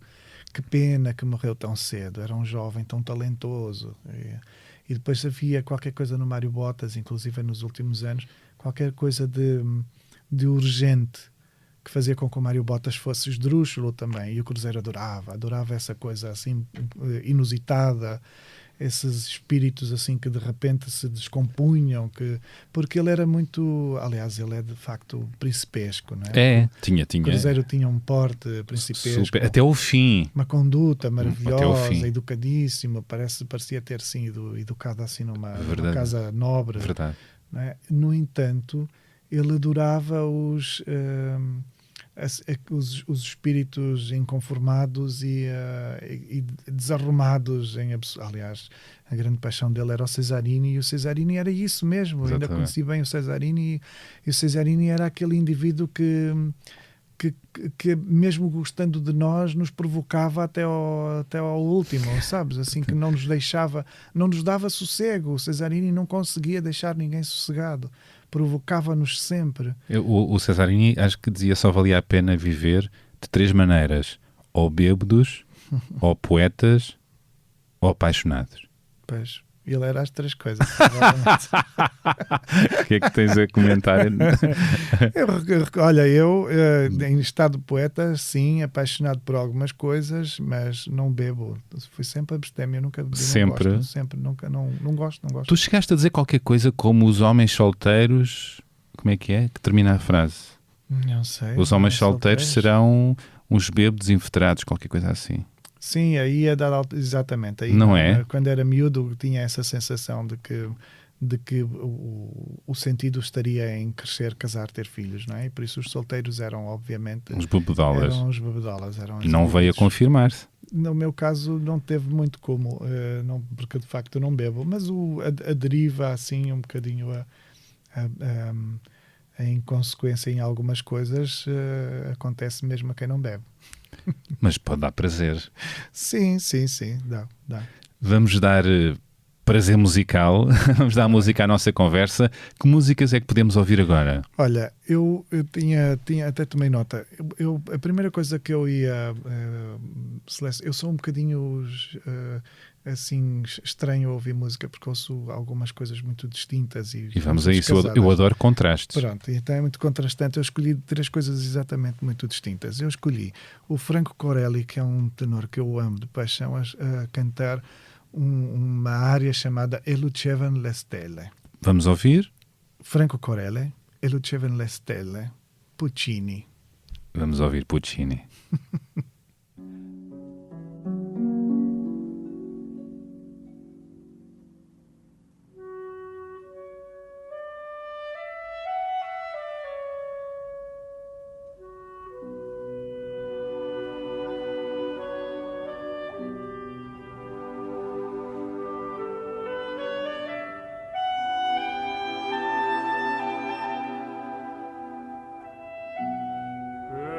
Luceva alle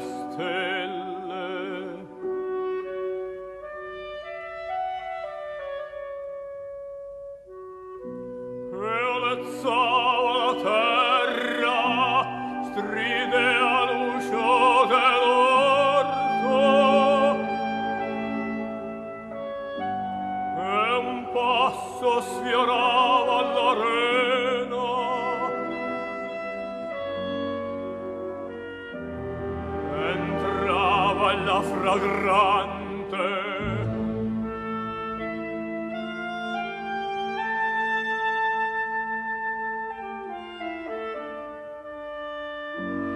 Mi cadea fra le braccia.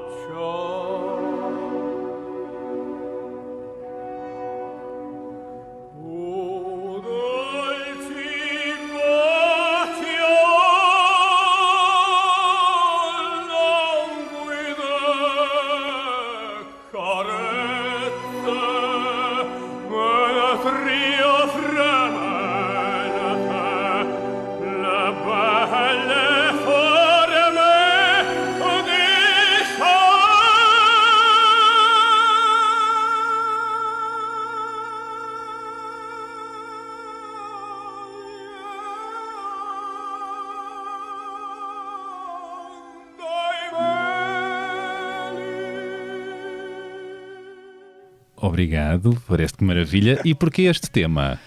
Olha, o Franco Corelli era um indivíduo, olha, outro príncipe, como o Cruzeiro, um indivíduo com um porte inesquecível, com uma voz absolutamente irrepreensível. E irrepreensível neste sentido.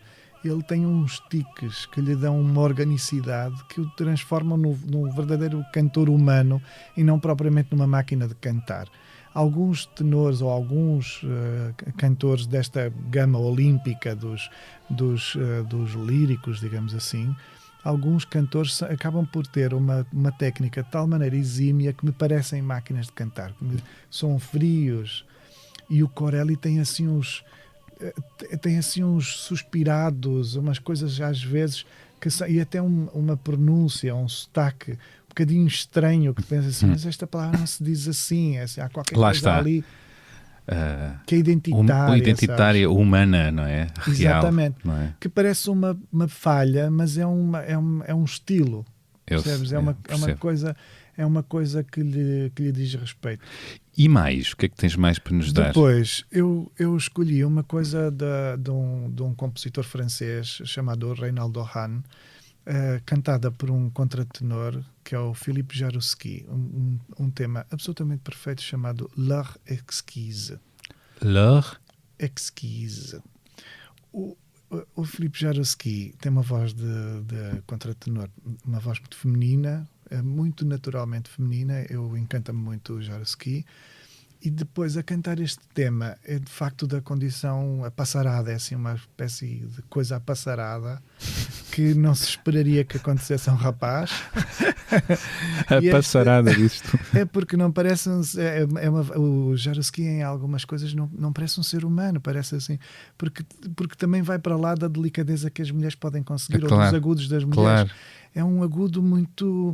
Um agudo outro, que delicado, sempre... sabes, assim, uma coisa muito delicada. E a cantar o L'heure exquise, ele tem assim uns agudos, tem ali 2 ou 3 ocasiões em que ele sobe e parece-me impossível, parece um cristal feito som. Uau! Vamos ouvir. Gosto muito. Vamos ouvir este cristal feito som. Exatamente.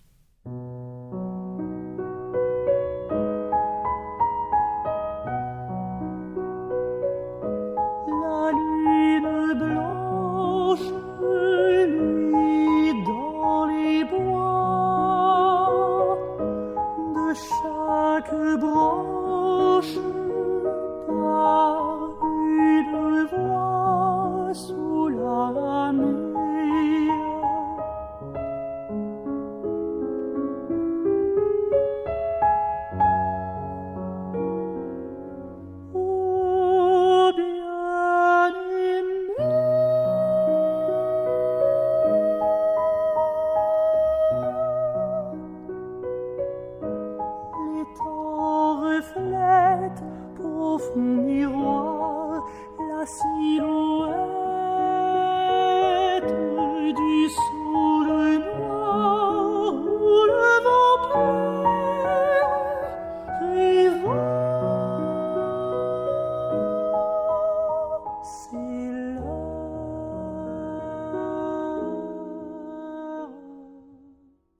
Muito bem. E terceira escolha? A terceira escolha, uma das minhas fixações tem sido a cultura persa. Eu visitei o Irão e foi dos lugares do mundo que mais me maravilharam. Verdade. Tu já foste ao Japão, tu já foste à Islândia, já foste a vários lugares. Eu estou a nomear estes porque estes tenho muita vontade de conhecer. Sim. Eu estive em mais de 70 ou 80 países e por isso eu tive a sorte de já ver muitos dos países que eu mais quis visitar. E o Irão? E o Irão é o lugar que eu mais quero voltar. Porquê? Porque o povo iraniano, muçulmano, tem especificidades que dizem respeito à condição persa, à sua natureza persa, que se distingue profundamente da vastidão dos povos muçulmanos que são árabes, normalmente, não é? E essa resistência persa, digamos assim, numa mundividência, numa tentativa de aculturação árabe, é uma resistência absolutamente esfuziante, porque tem que ver com a opulência cultural, não é? A terra do primeiro filósofo do mundo, Zaratustra, o primeiro monoteísta, a terra do primeiro império, onde apareceram imperadores, dirigentes, digamos assim, governadores, profundamente inspiradores e humanistas. E há ideias muito negativas agora associadas ao Irão e, portanto... Exatamente. E isso atrai-me muito, sabes? O facto de estarmos... De ter encontrado num país para o qual parecemos estar a ser disciplinados para rejeitar, para não gostar, e de repente encontrar o povo mais cordial que eu encontrei no planeta Terra e o mais grato por eu estar ali, e aquele que procura, debaixo de uma política terrível, debaixo de um governo terrível, aquele que procura um caminho para regressar à democracia e para se libertar. E é isto que eu acho que as pessoas nem sempre têm a noção. Vamos ouvir então? E vamos ouvir um dos cantores mais impressionantes do Irão, um indivíduo chamado Homayun Shajarian, a cantar uma coisa que em inglês se chama The Cloud and the Rain, e que é linda de morrer. The Cloud and the Rain de Homayun Shajarian. Vamos ouvir. از بهر تو خونبار شده مردم چشم مردمی کن مشاهد مردمی کن مشاهد دیده خونبار جدا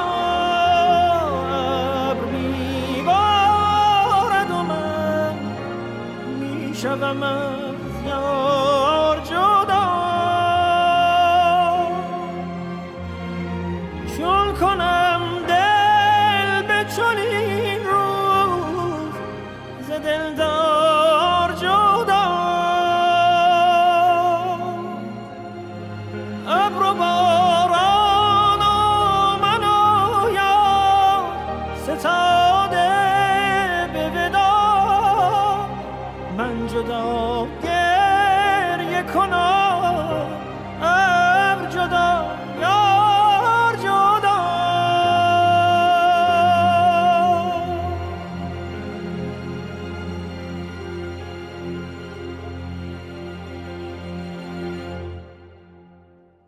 Muito bem.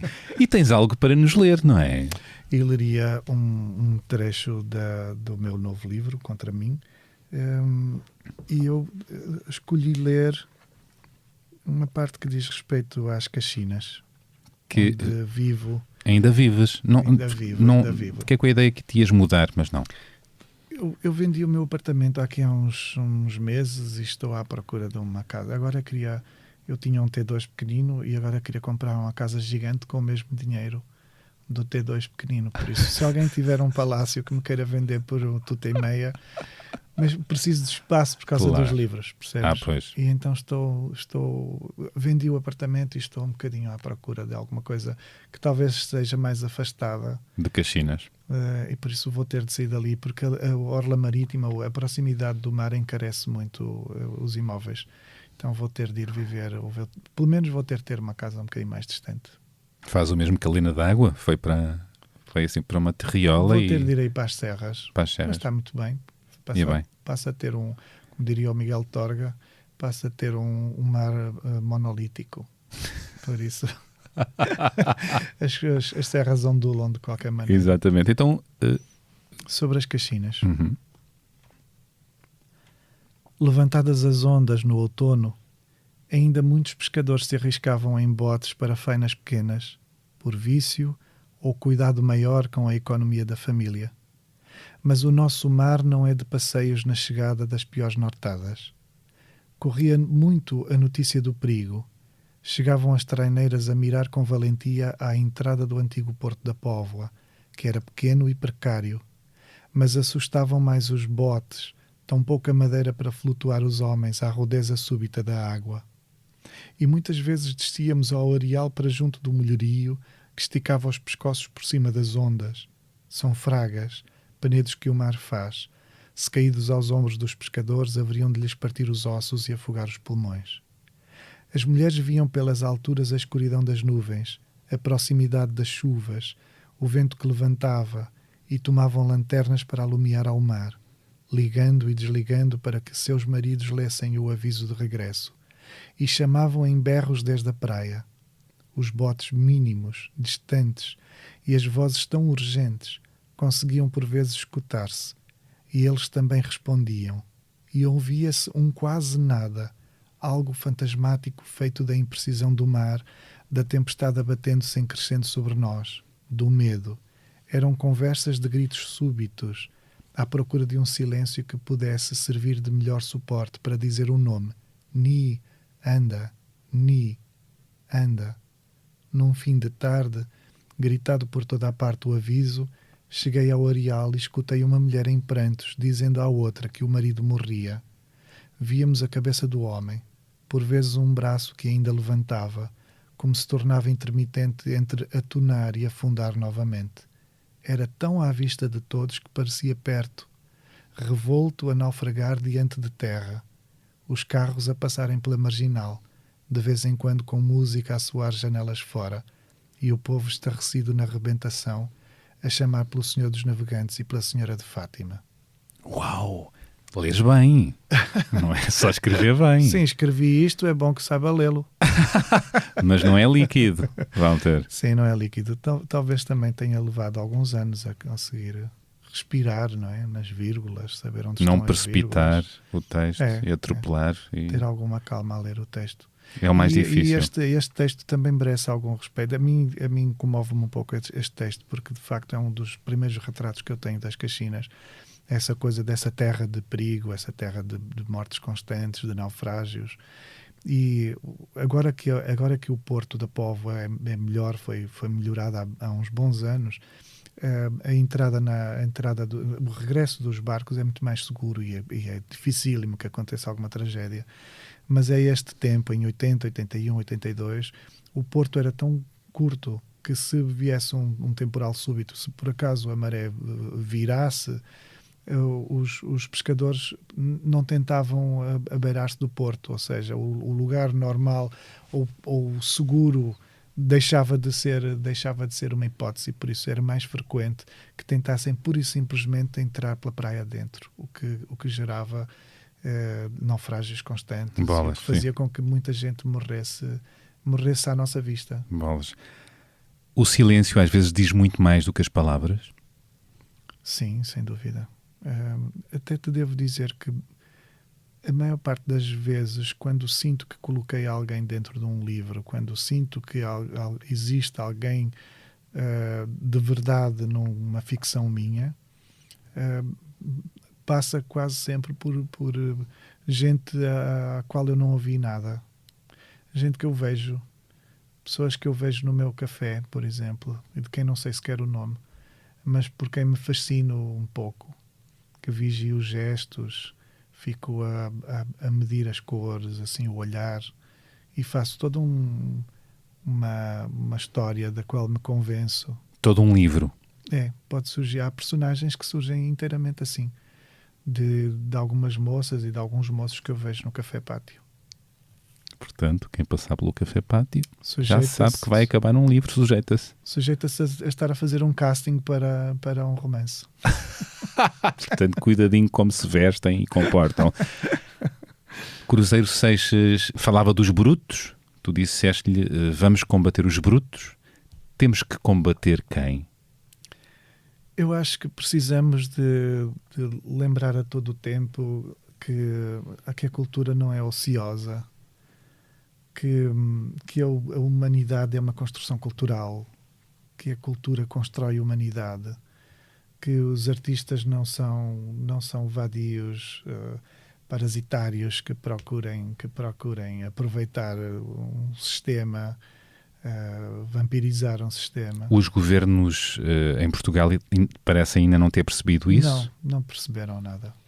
Há pouco, quando falávamos dos persas, é curioso perceber.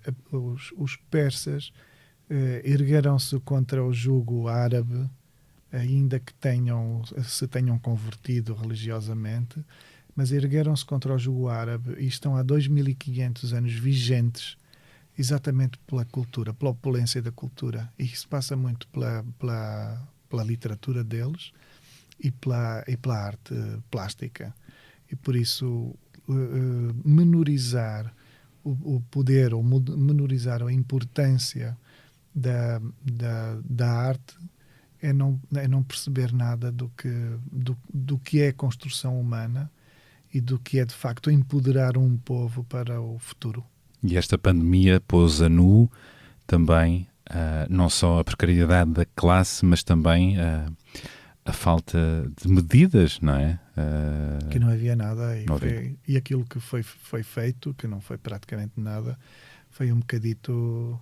Aliás, até houve recuos, não é? Porque era de tal maneira escabroso, as ideias eram de tal maneira apalermadas, digamos assim, que não era sequer procedente. E por isso, mas é muito triste, sabes? Uma das coisas que está a acontecer, eu ajudei alguns amigos, até nem sempre mais próximos, algumas pessoas que, por simplesmente, das quais soube, que estavam a querer candidatar-se, por exemplo, aos subsídios, às ajudas que o Estado... Da Segurança Social. E tudo isso. Que estavam a precisar. E estavam impedidas de se candidatar porque às vezes têm dívidas à Segurança Social do foro dos 60 euros. Sabes? Alguém que não tem 60 euros para pagar a porcaria da Segurança Social e por isso não pode candidatar-se a um apoio. Então passa fome.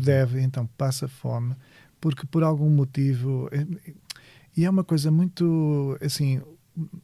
O artista é normalmente um indivíduo, é um indivíduo que está no plano do trabalho, que está independente, não é? Um indivíduo que está um bocadinho em desamparo.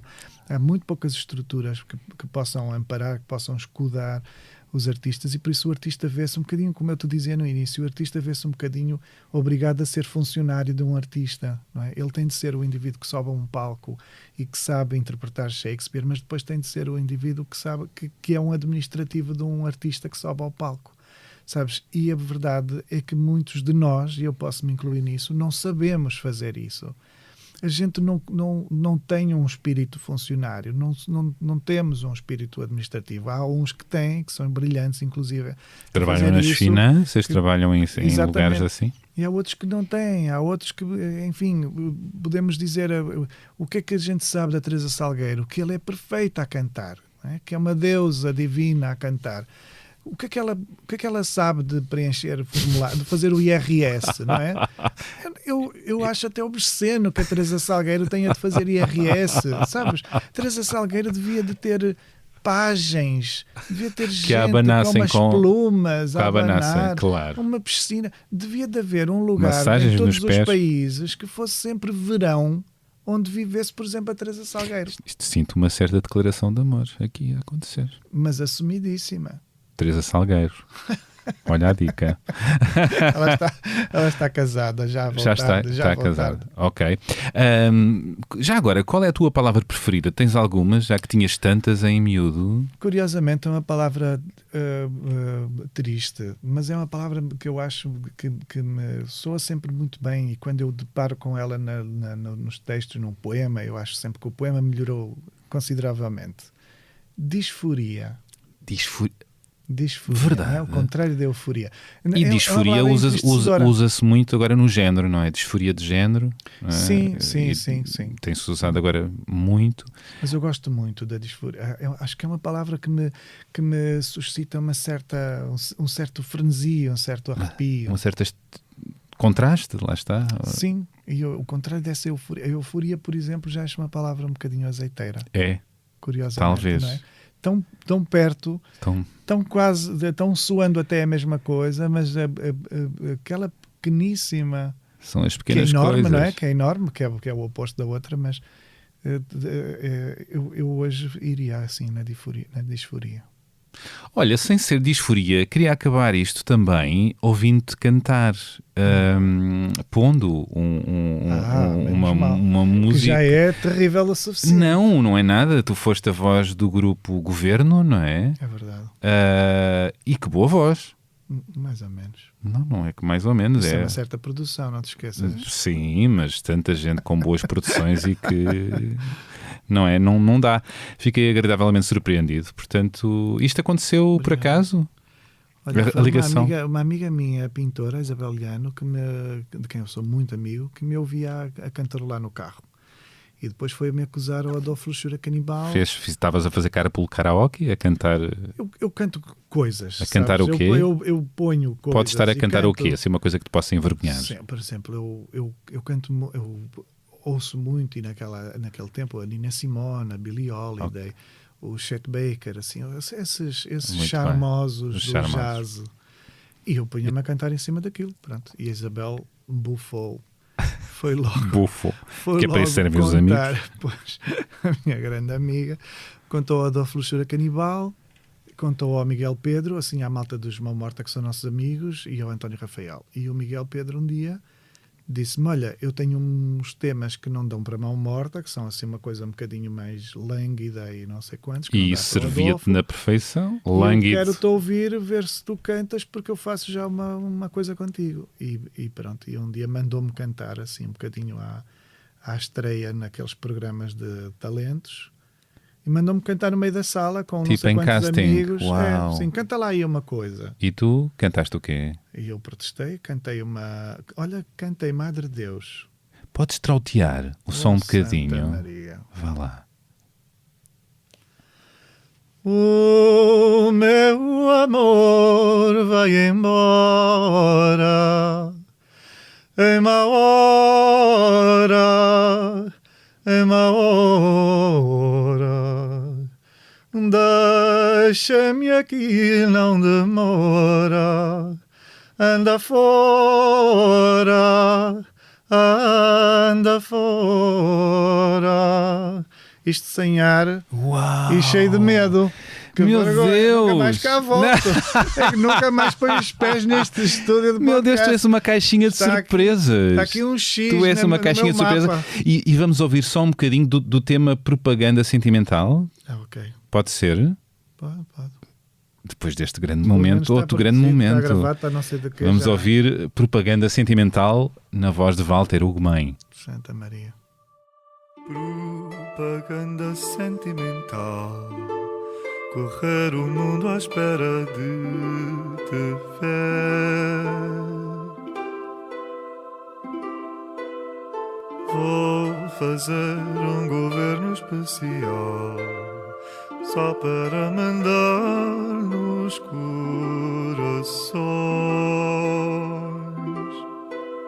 Assim vai ser mais fácil chegar a ti por todas as eleições.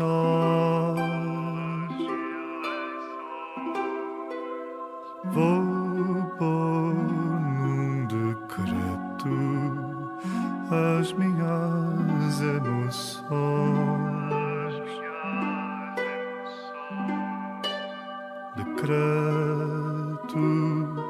que se saiba que eu te amo.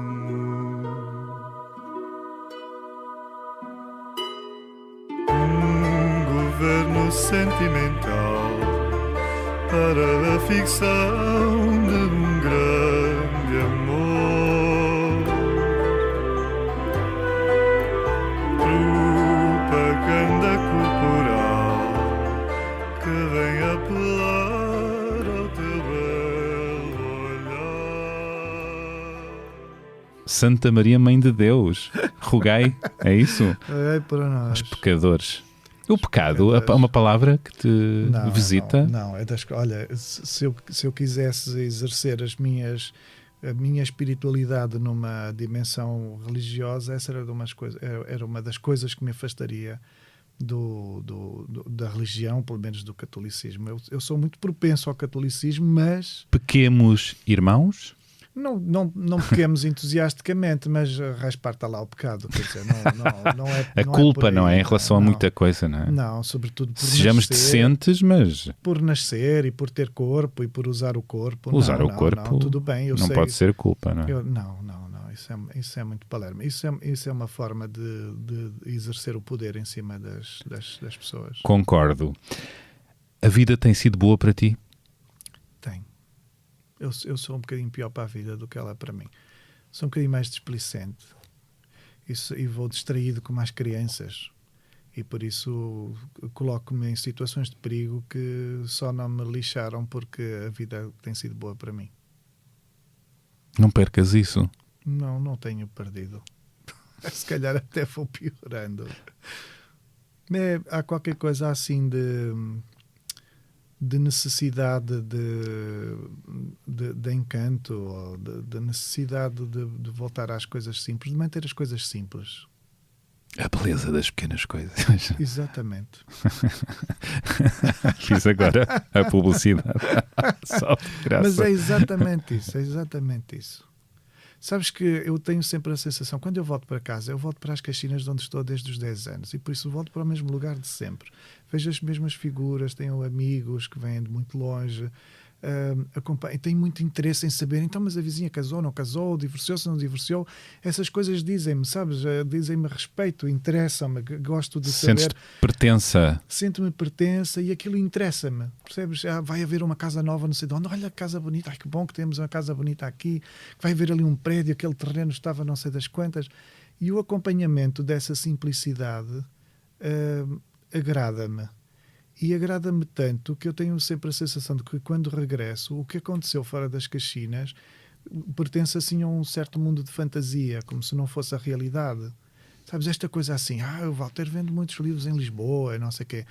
É uma coisa como se o Walter que vende muitos livros em Lisboa estivesse um bocadinho à distância do Walter que habita nas Caxinas. São diferentes? Fosse assim um bocadinho outra coisa. E são diferentes? É um bocadinho diferente porque não me pode entrar demasiado na cabeça, sabes? Eu não posso sair nas Caxinas à rua assim, eu vendo muitos livros em Lisboa. A minha voz sabes? Até ficou diferente. Tenho assim, eu quando vou a Lisboa falo menos com os Bs e falo mais com os Vs. E por isso há qualquer coisa assim que no regresso é muito importante que se desmistifique, sabes? Que não exista nunca uma tentação de mistificar demasiado. Obrigado. Obrigado eu, Bernardo. Vês, eu sabia que ia gostar de vir aqui, eu queria vir aqui, achava que tu não quisesses que eu viesse aqui. Não é verdade? E gostei Como de vir aqui. soubeste. E fiquei a saber que querias que eu viesse aqui. E aconteceu o que não acontece muitas vezes. Ouviu-se Teresa Salgueiro, por exemplo, sem eu estar à espera, e desarrumaste-me o guião de uma maneira tão radical que é quando eu gosto. Bom, termina assim esta conversa encantadora com o Walter Ugumem, e se gostaram desta ou de outras conversas anteriores, não poupem nos corações estrelas e comentários e sugiram este podcast à malta boa que vos rodeia. Continuem a escrever-nos para o e-mail abelezadaspequenascoisas@impresa.pt. Diz lá este e-mail. Continuem a escrever-nos para o e-mail abelezadaspequenascoisas@impresa.pt. Isto é uma ordem vindo de Walter Ugumem. Sim, façam favor. Participem porque este podcast também é vosso. Desta vez a edição foi do José Sudovim Pinto e o genérico deste programa é, como sabem, uma criação original do músico Luís Severo. E pronto, é tudo por agora. Voltamos para a semana. Até lá, pratiquem a empatia, parece-te bem? Sim. Lindo. E boas conversas. E obrigado. Obrigado, Walter. Obrigado. Até breve. Who